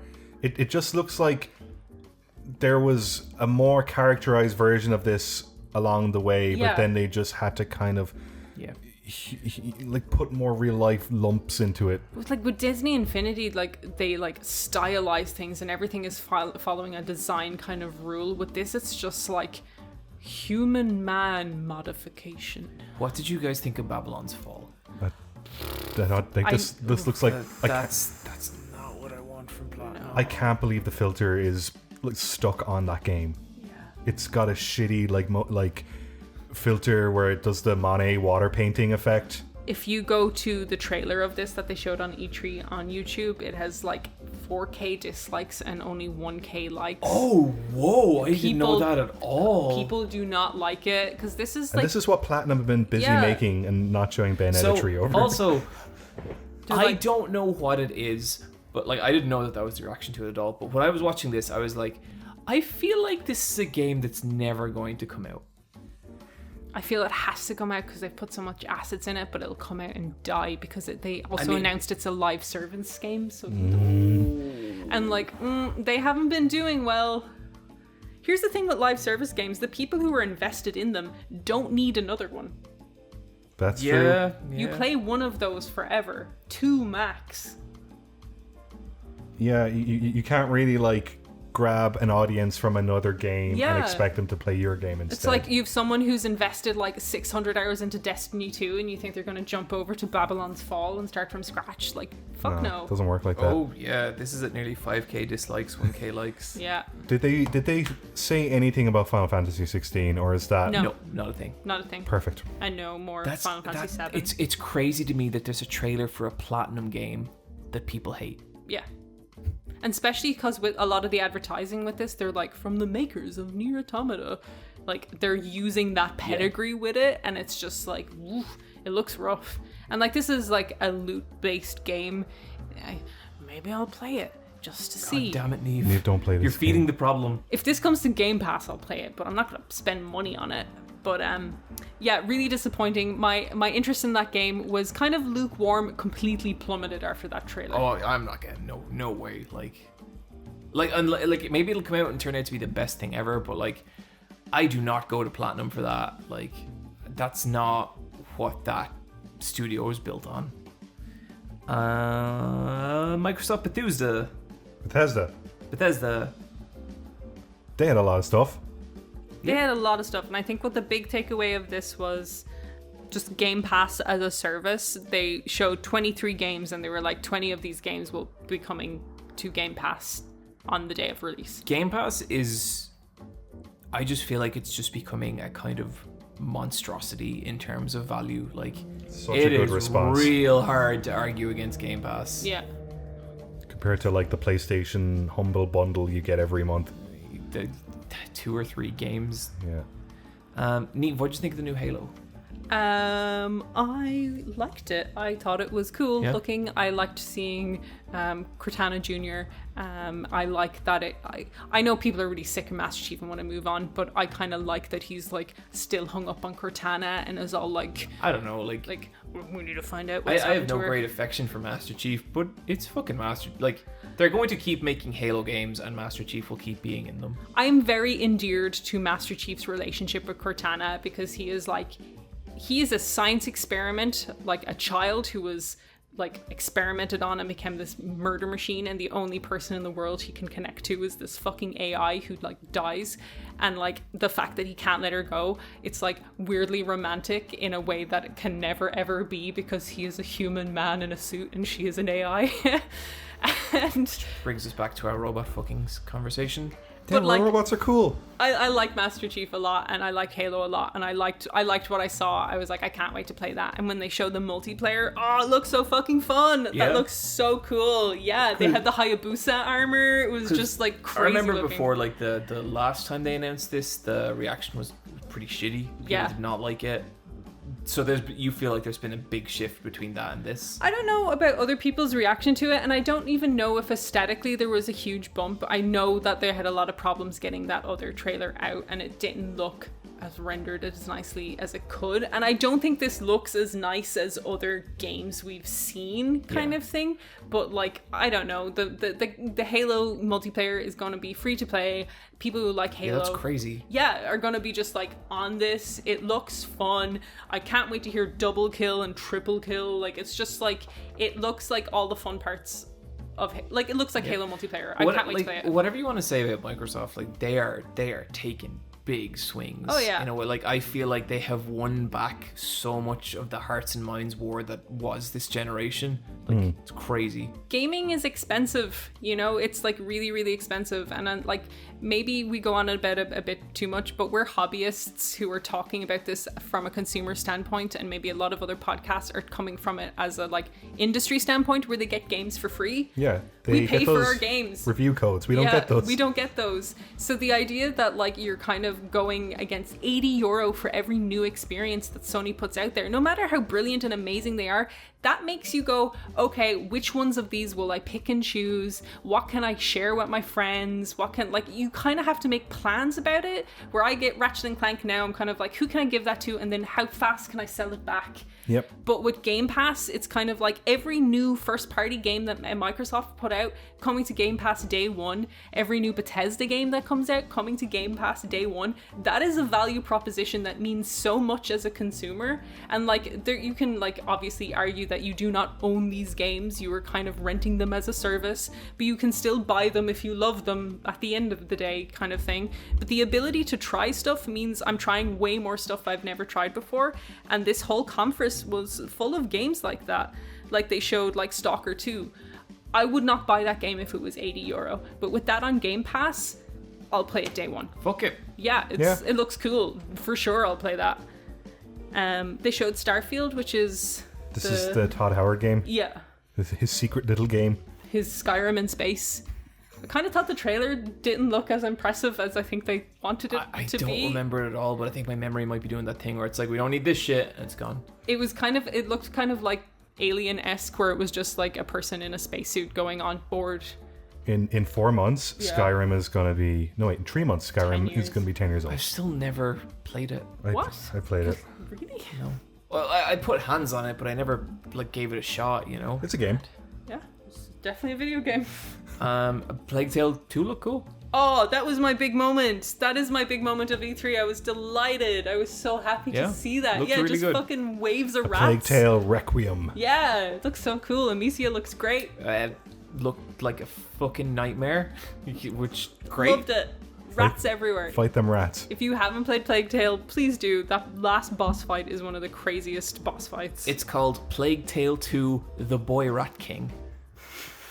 It's called Requiem. I'm pretty sure it's called The Boy Rat King, but we It's can called The Boy Rat King. Yeah, okay.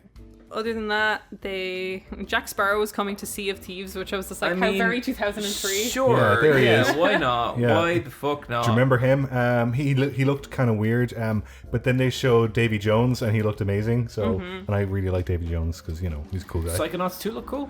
Yeah, and it's out like super soon. Yeah. That's been like one of those games where for ages they've been like, yeah, we're making it.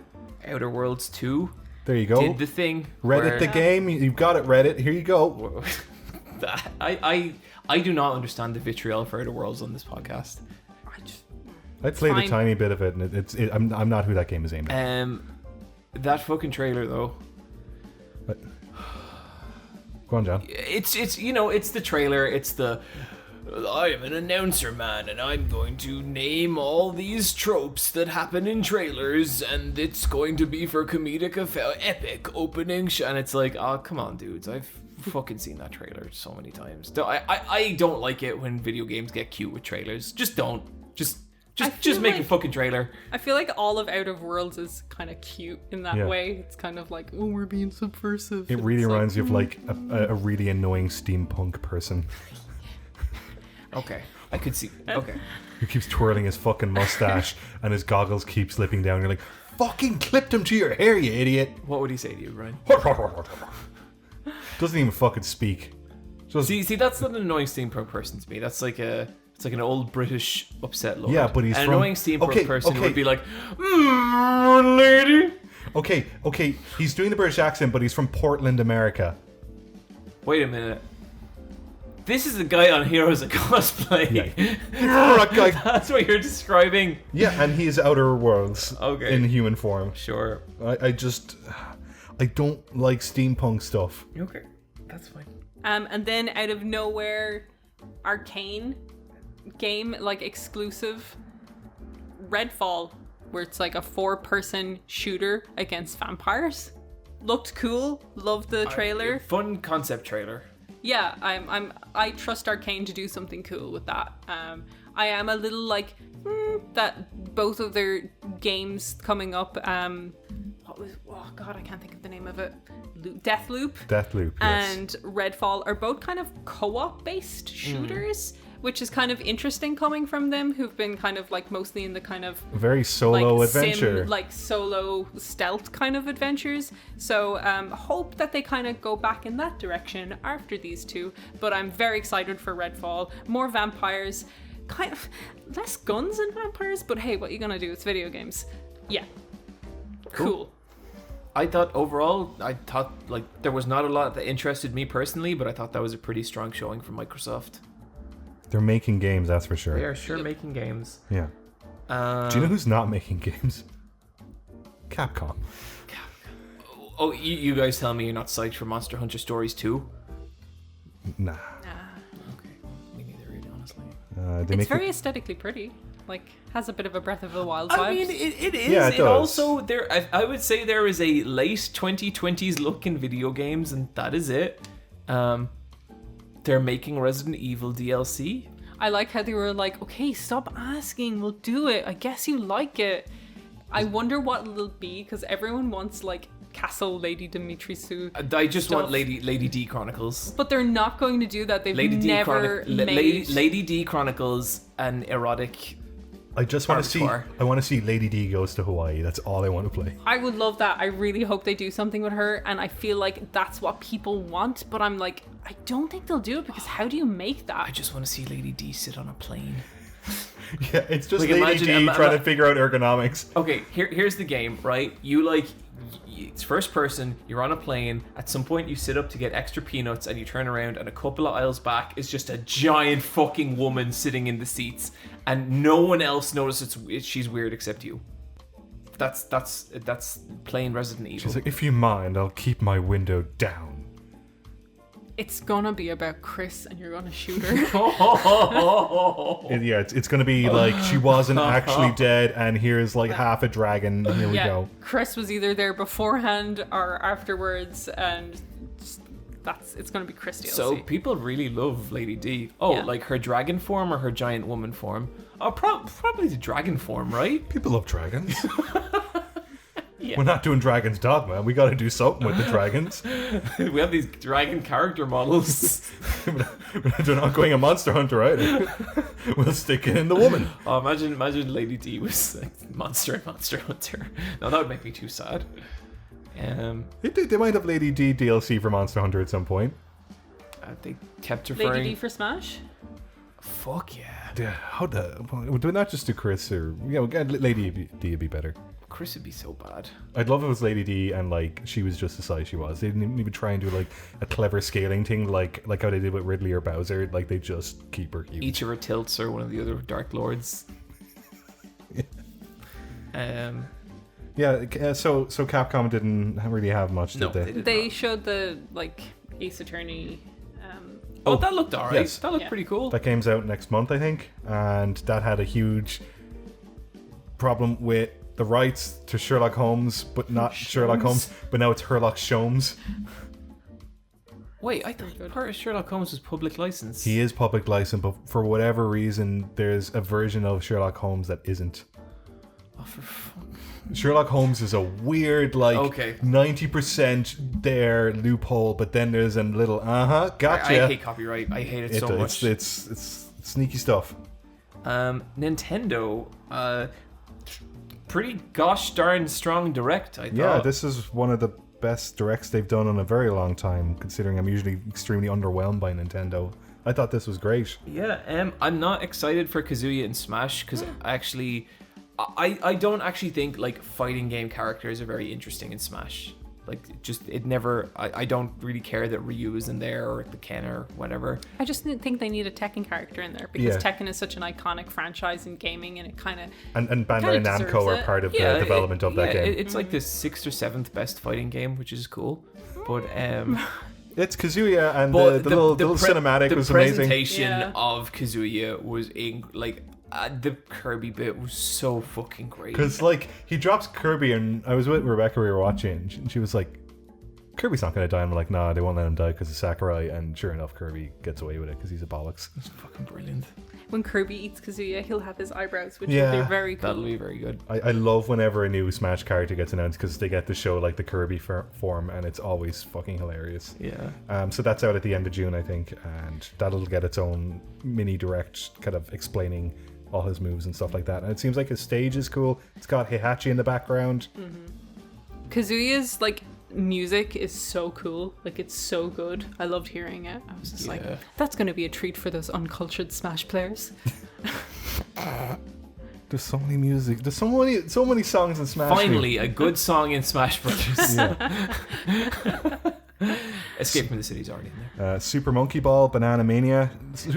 Super Monkey Ball is 20 years old. That's crazy. Which makes sense. It came out in 2001 on the GameCube. And they are doing HD remaster of the first three games, which are Super Monkey Ball 1, Super Monkey Ball 2, and it's not called Super Monkey Ball 3, it's called something else. But I think it might be called Banana Blitz. Sure. Is this something you're interested in, Brian? Potentially, but not a full price. I have been meaning to get back to Super Monkey Ball because it's been like 20 years since I played it. They also, in the trailer, they showed all the Super Monkey Balls, but they didn't show Super Monkey Ball Jr. for the Game Boy Advance. And I thought that was kind of mean because that game looks fantastic for a Game Boy Advance game. And all things considered, this Nintendo Direct kept having Game Boy Advance callbacks. I thought they would have one more. You should write them a letter, Brian. I do. They don't read them. Anyway, Then there was this other game, and this for me, this was my game for E3. This is the one that made me scream too loud that I got in trouble. Metroid Dread exists. This is a direct sequel to Metroid Fusion. This is the 5th in the mainline Metroid games, continuing from the events of Metroid Fusion, where Samus has a hybrid version of her suit between her original suit and the fusion suit, and she is now a criminal on the run for what she did in that science lab, because they were doing things they shouldn't have done, and she detonated it, and I think she has to get her name right or else expose the evil government that are trying to take her down. Something anyway. But this was once upon a time a Nintendo DS game that got cancelled 15 years ago. And to think that they just brought it back and used the name Metroid Dread. As soon as I saw Metroid Dread, I was like, it's not that Metroid Dread, but they know who they're making this game for, and I was absolutely delighted. It's the same studio that did Samus Returns on the 3DS that came out in 2017. So they're developing the game alongside with Nintendo. Can't remember their name. I think it's like Mercury Stream or something along those lines. But they know the Metroid franchise. They know what works and what doesn't work. And they've been super transparent about the development of this game. You can go on the website and they have development logs. They have one log up so far. And they've clarified a lot of intense fan questions, like Adam Malkovich is in the game again, but it's the AI system from Fusion. But Adam Malkovich was a huge point of contention in Metroid Metroid Other M, where he told you what to do and locked you out of certain... He was a very restricting character. But kind of killed the exploration part of that game. But in this game, they've confirmed that that will not be happening in this game. Do not worry, this game is in safe hands. So I'm very much looking forward to this, and I will be getting the collector's edition and the amiibo and the whole fucking thing, because I know who I am. And I just also find it very fascinating because there hasn't been like a proper Metroid game in almost 2 decades, but indie games kind of took over from the Metroid series. But now Metroid's back. Metroid's back, but like it's gonna be like, is there gonna be stuff in this that is cleverer than Hollow Knight or, you know, games of that caliber? Did you watch the Treehouse afterwards? Oh yeah. I thought the trailer looked great, and then I watched the Treehouse and I was like, oh wow, they've really thought about a lot of this stuff. There's a lot of attention to detail, and I love the like hide and go seek aspect some of of it. the horror stuff, and it's great because like there's these persistent like robots that Yeah, follow you Emmy. around, but the first one you find, I think it's the first one, is kind of busted up. So like he tries to like climb a wall after you, but he can't because one of his claws isn't working, so he just keeps ramming his claw into it like again and again, not in like a super violent way, but just in a super way that where like he can't figure out why it's not working, and that is creepy, you know. Apparently those robots aren't killing robots, they're research robots, so the way they take you down is in like a curious way, not in like an aggressive way. The baby shit I was talking about. Yeah, it is very upsetting how they move and groove. Anyway, that game's out in October. I am so excited. I'll try not to get too excited, and hopefully it's good. Her suit looks cool. It looks fantastic. They've done such a great job of kind of adapting it into the next stage, because people hated her fusion suit when 4 came out originally. I loved it, and it's just so different to her traditional suit. So I just think that whole game is fucking brilliant. yeah, I'm gonna replay Fusion and everything in before this comes out. It's Fusion. Yeah. It's gonna be a whole thing. I'm so happy. Yeah, I'm very happy for you, Bryan. Like, I'm not like the biggest Metroid guy in the world, but I was super hyped about this as Oh, well. I love Metroid so much. I can't believe, like, because a couple years ago, all we had was Federation Force with the fucking Metroid branding slapped on it 3 months before release. When like, when they were like, I think they said something like, we're not going to talk about Metroid 4 or something. There was some like, we're not going to talk about X Metroid, but we do have something else in store. And I was like, Federation Force 2, baby. I actually said that to Rebecca, and then they showed Dread, and I did a scream. So it all worked out. John, Warioware's back. Hell yeah. Yeah. Oh my god, this looks so good. It looks really good. I'm a little concerned about the gimmick of like you play as the characters and control them on screen, because I think one of the things I really love about WarioWare is like the, oh shit, what do I do? Like Yeah, you have like a second to figure out the input. Yeah. But it seems like the input this time is it's you know, you're controlling a thing. They've spoken a little bit about, and this is my favorite part of the WarioWare games, is you know how there's like different genres of games, but one of the genres is always Nintendo old school, and so they'll remix like a famous Nintendo IP. Yeah. Apparently one of them is Fire Emblem, and it's the coffee or the tea updates Oh, from that's Tree fun. Houses, That's cute. and I can't wait to see the WarioWare version of that. Yeah. I love Wariowware's commitment to using mixed media. It's really fun. Yeah. Oh, that's the best. The way they made those games originally was that they were made in secret from the junior staff by the junior staff from the senior staff, and then they showed the senior staff a prototype, and by then it was too late, and they were like, fine, you can make it. And it's just this weird mess that's amazing. Shin Megami Tensei 5 looks good. Yeah, that looks cool. Yeah, it Very looks cool. great. I love their uniforms. I like the little flower. Lovely hair. Danganronpa S Ultimate Summer Camp. Hell yeah.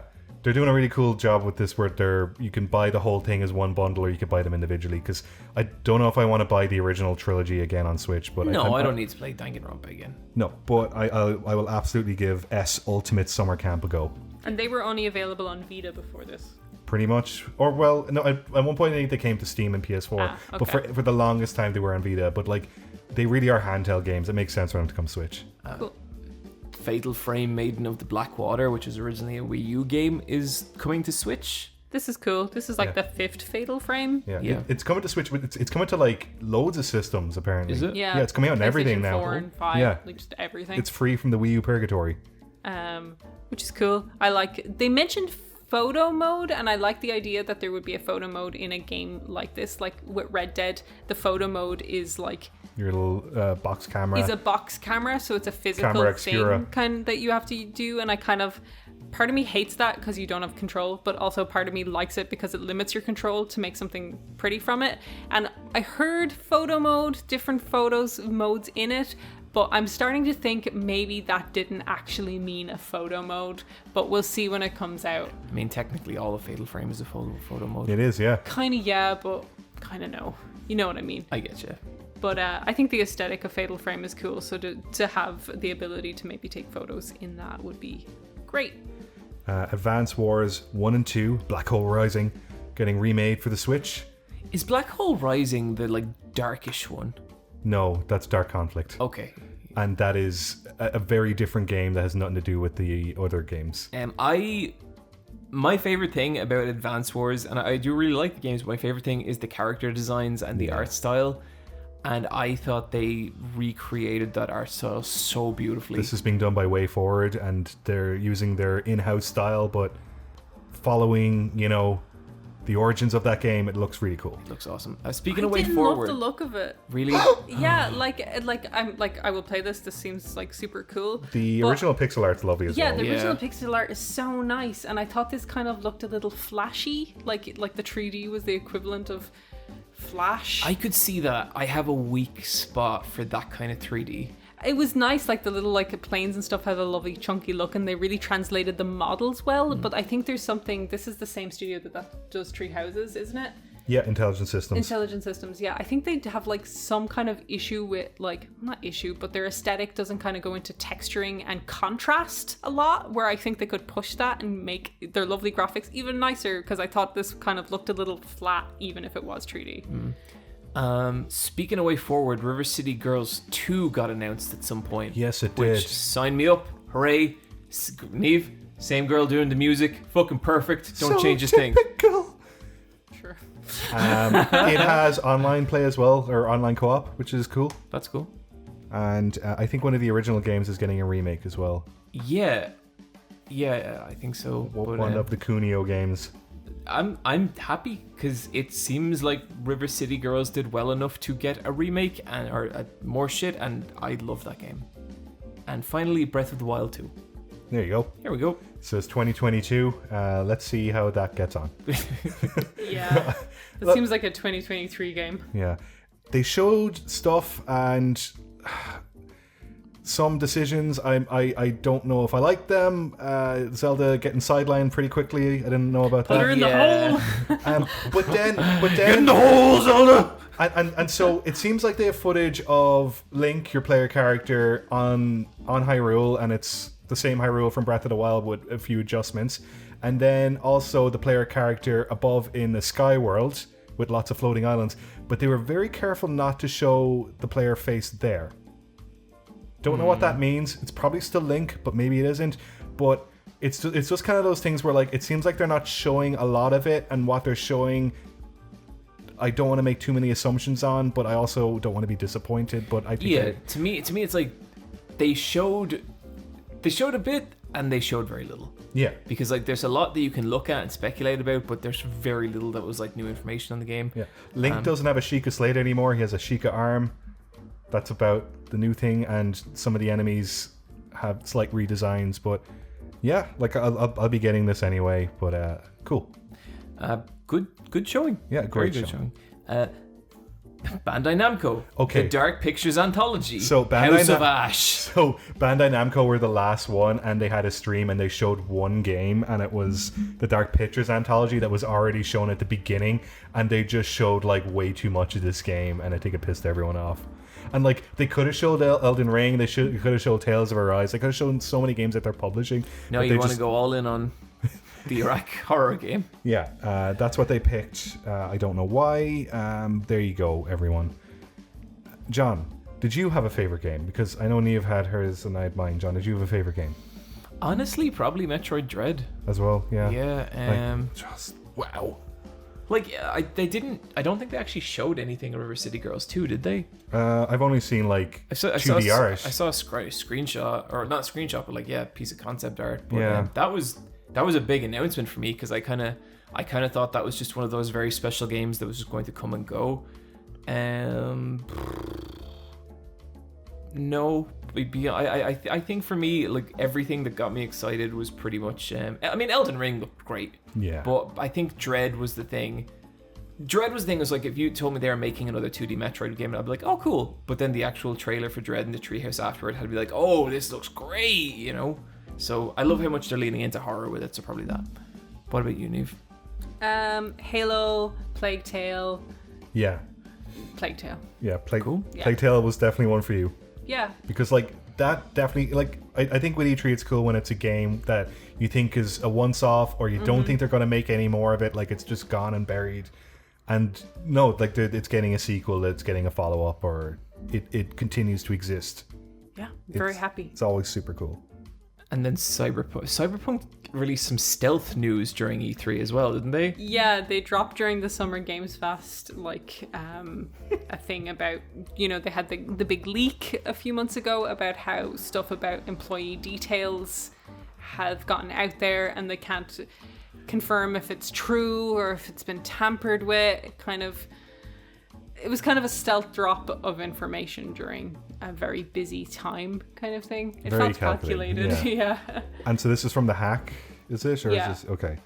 And the game is also coming back to the PlayStation Store. Yeah, after 6 months of being delisted by Sony, it's coming back on June 21st with the caveat that they recommend you do not play it on a base PS4 and that you need to play it on at least a PS4 Pro or PS5 for the best experience. Wow. Fucking brilliant. I can't believe it's been 6 months.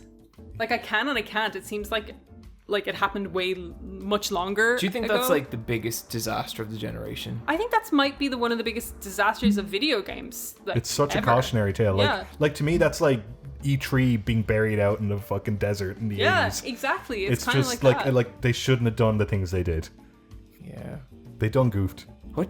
Like, I can't think of really anything. Like, I can think of things that, like, you know, like Colonial Marines and stuff like that, but nothing that had, like, the faith that Cyberpunk had, you know? The pedigree, the scale, the marketing, the hype. Just every aspect of this just backfired Yeah.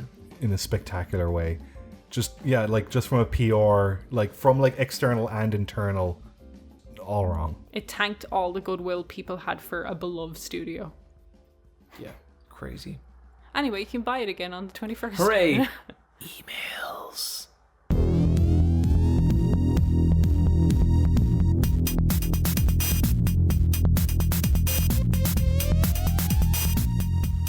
Brian, we got time for one email. We got one email, but before we read out that email, guys, I want you to step up, send us some emails. Because No one can, Brian. We don't have an email address. no, we do. I promise. Seriously? Yeah. Okay, I'm gonna make one up right now. Okay, just go for it. Ask Let's Fight a Boss at gmail.com. Ask let's fight a boss gmail.com. Okay, I'll check that domain after this and hopefully it's available, but we'll see.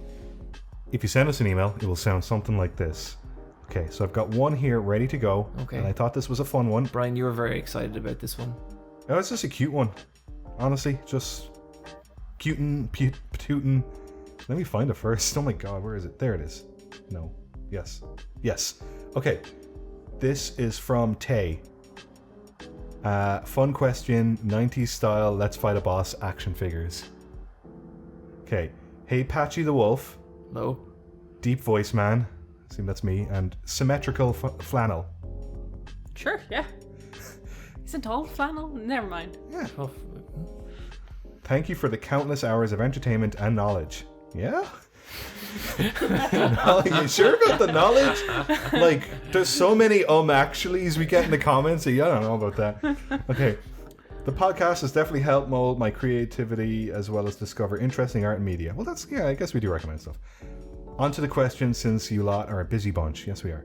A toy company approaches the Bosscast and offers to manufacture a limited run of 90s style action figures akin to Action Man or even Barbie. They're like 6-inch action figures. they're big, yeah. Yeah. How about we go like 3-4 inches? You know, Okay. something you can play with one hand. You know. You're thinking more like Teenage Mutant Ninja Yes, Turtles? absolutely. Teenage Mutant Ninja Turtles, early 90s action figure. Okay. What would each of you like for your action figure in terms of? Okay, and so we have a couple of springboards here.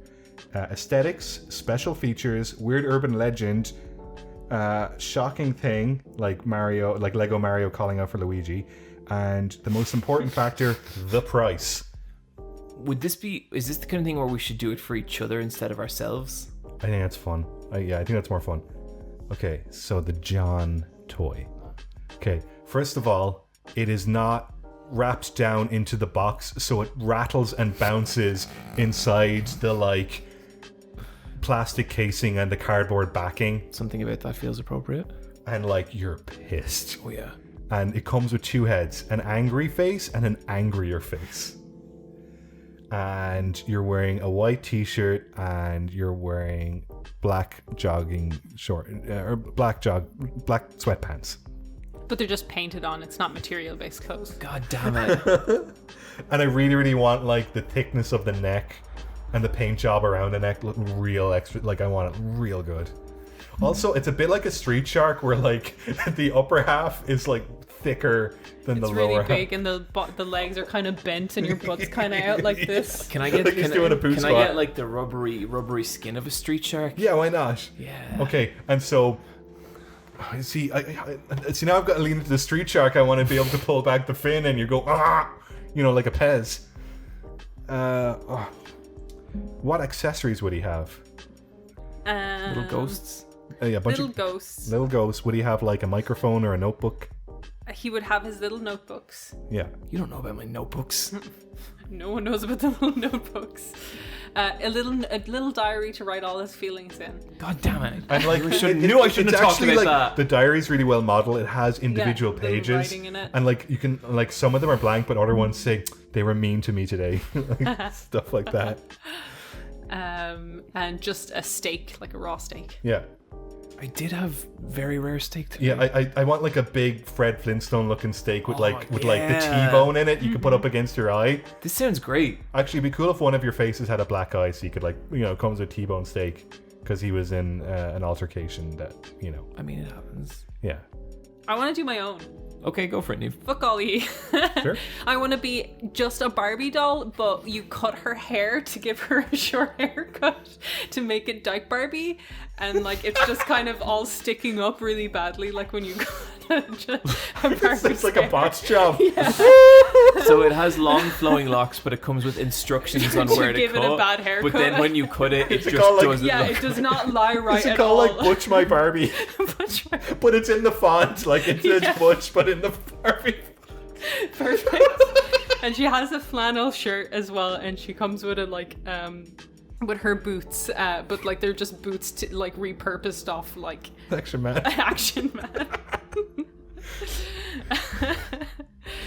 Comes with a bunch of military shit. Yeah, just military Barbie that you cut her hair, give her a bad haircut. And like rub on tattoos. Like Oh, she hell has yeah. like Yeah. water slide tattoos that you put on her.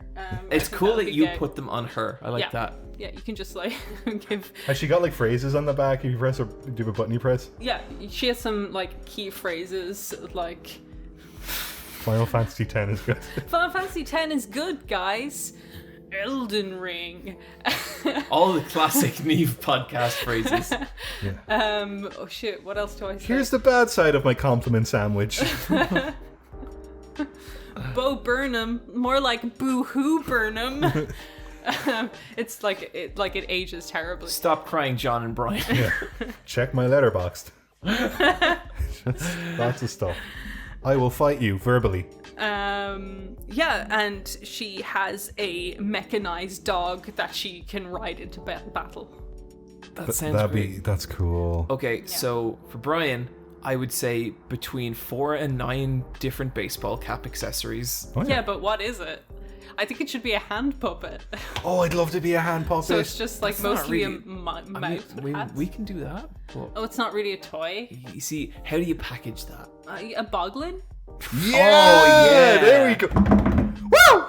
So a boglin with lots of caps. Yeah, for sure. I would put a lot of Bryan's snackies in there. Oh yeah, yummies.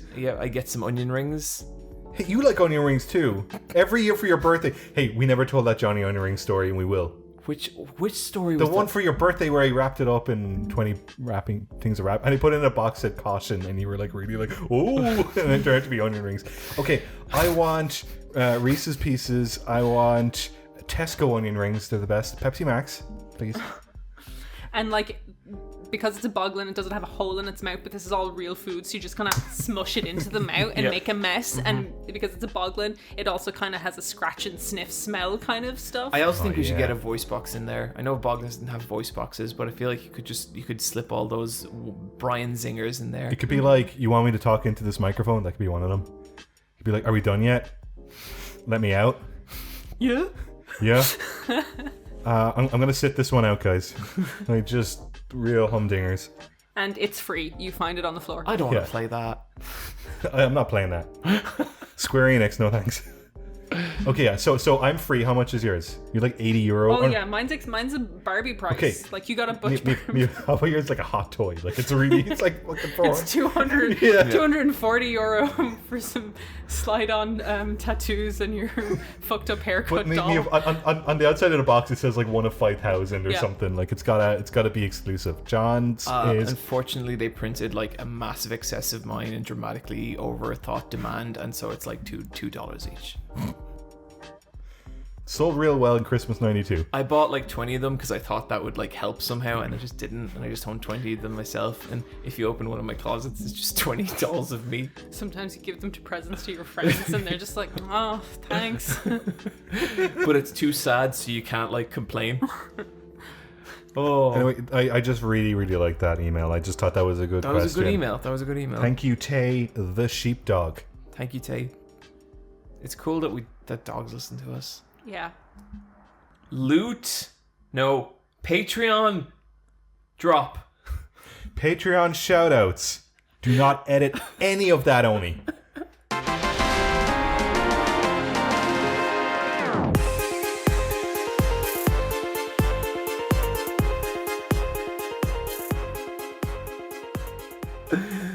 Oh, We are out of edit tokens. We're out of edit He's tokens. a busy man. He's a There's busy only, man. There's only so much we can ask of him.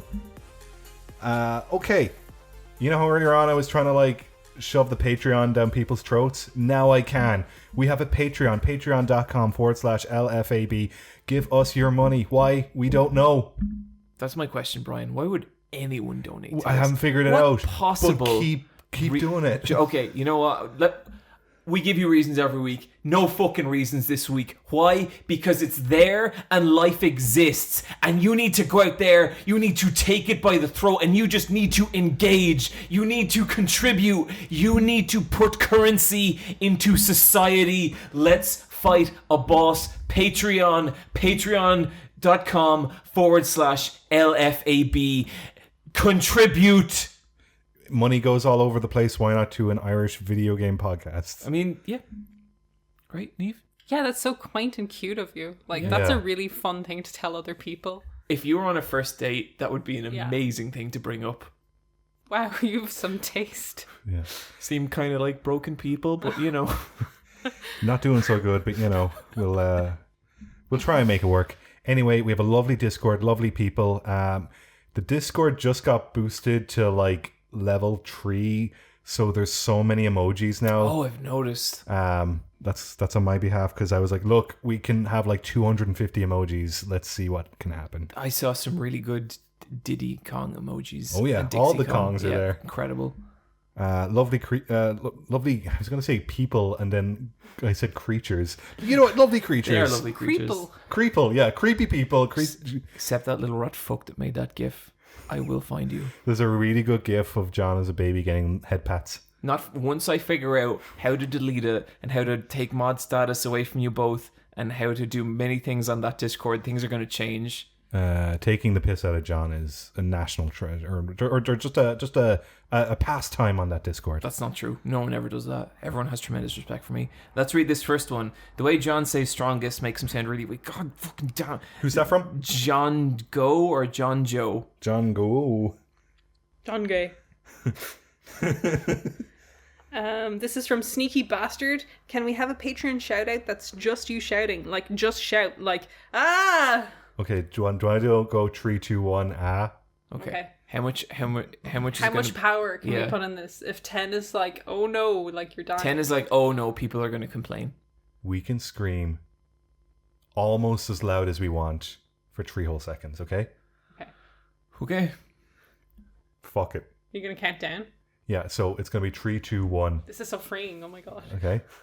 So imagine we're on the cliff and we're doing like the Zach Braff scream Okay. in whatchamacallit, the Zach Braff movie. Okay. 3, 2, 1. Ah! Someone just got murdered. That was really fun. Okay, and then this I haven't one. done that in like, I don't think I've yelled in a while. I go out to Phoenix Park and yell sometimes. Do you? Oh yeah, it's great. That sounds good. That sounds healthy. It's Sounds healthy, but A therapist told me to do that once. Really? fucking brilliant. Your lungs are full of air, but your throat is sore afterwards. This is from Charybdis. What happens to this podcast post Brexit? Not much. There's Just no way to tell. if you're from the UK, you have to give an extra $1 or pound, whatever funny money you guys use now. yeah, funny money. I use Amazon even less than I used to. Yeah, same. I don't like Amazon, Oh, and I Amazon's like it even. just a miserable experience. Yeah. I've ordered 1 or 2 things now, and then like it's like the date changes post order, and sometimes it's just like, oh, I guess I'm just never getting this. And sometimes you get a bit of money back in your balance, and you're like, "Fuck off! I'm not spending 30p, 30 pence. What is this? Funny money. It is funny money. That's all." Okay, the last section of our podcast. What's it called, John? Loot. So this one time I'm going to be recommending a video from a classic. Drop. John. Thank you. John, that was so annoying. Oh man, building up that anticipation. I love it. I love anticipation so much more than the actual thing. I wish I could just live in a world of anticipation forever. It's called E3. Yeah. Hype.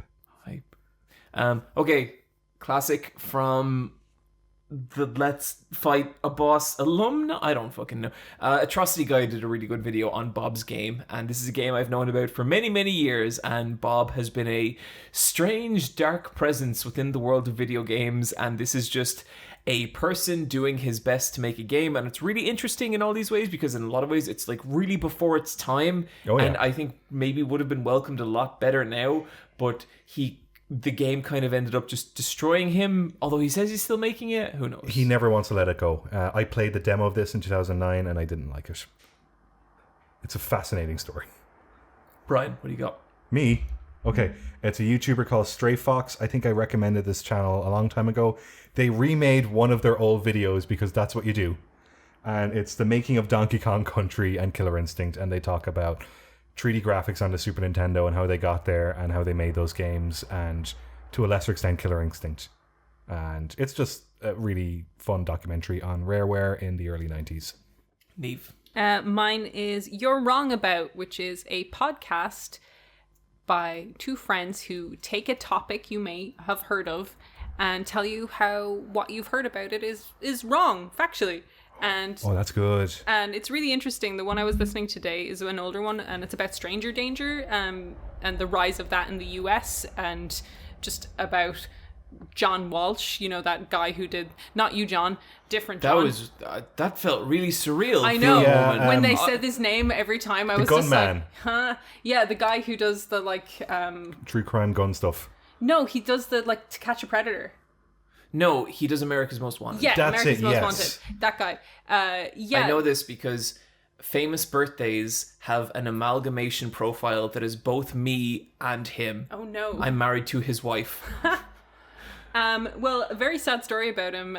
His child was abducted. Yeah, and it I was heard that. basically about how there was a moral panic about abductees around this time, and it became this stranger danger epidemic, and how that kind of happens in kind of moments of conservative pushback and stuff, because usually it isn't strangers who take children and who are abused children. It's more predominantly people in the home and people who know kids, but it's kind of pushing all this onto this kind of stranger danger and this kind of outside instigator kind of stuff, and how that's used to push conservative ideas. And it was just a really interesting podcast about something that happened in the 80s that I think now has loads of parallels with QAnon and all this kind of stuff you seeing about Save the Children kind of shit.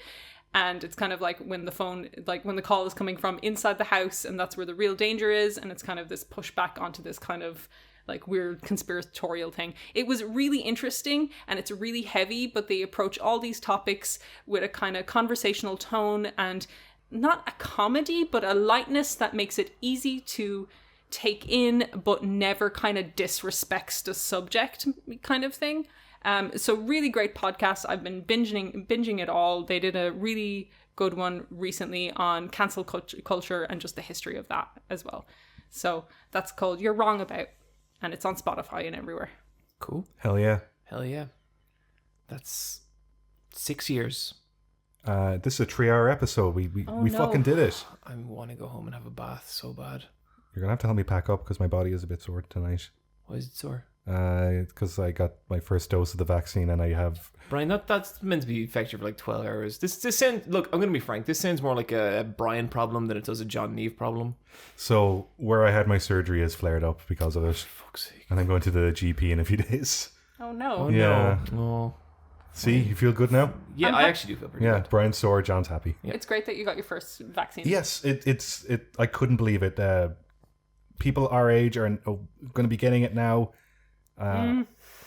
No, you will. I feel weird that I have it and you guys don't. But I'm the confident most you guys will. have it. Bryan look shit in the world. I know. It's just insane. Yeah. And Bryan, you have such crazy look, and I can never work out, is it because you're always subtly positioning yourself to the point where you will be lucky, or you just genuinely get lucky like this? This is just a fluke. This was a phone call that I answered.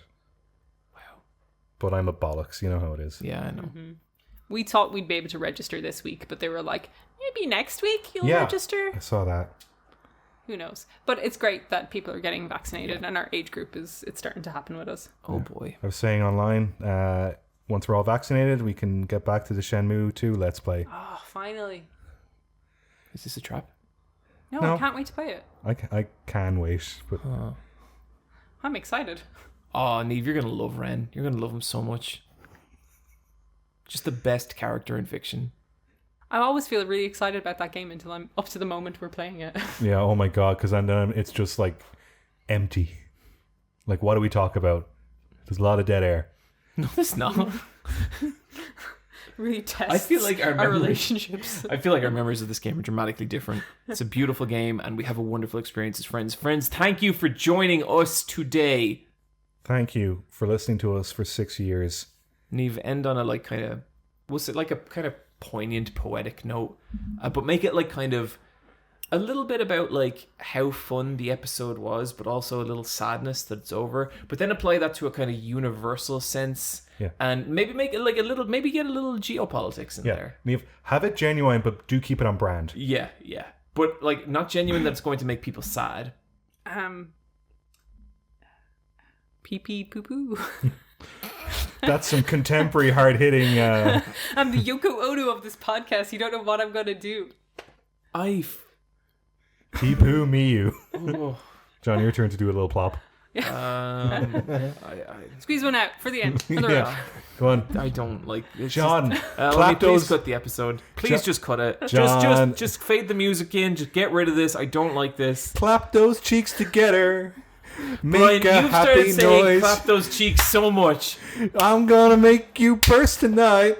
You're my happy boy. Johnny and Niamh holding hands against the world.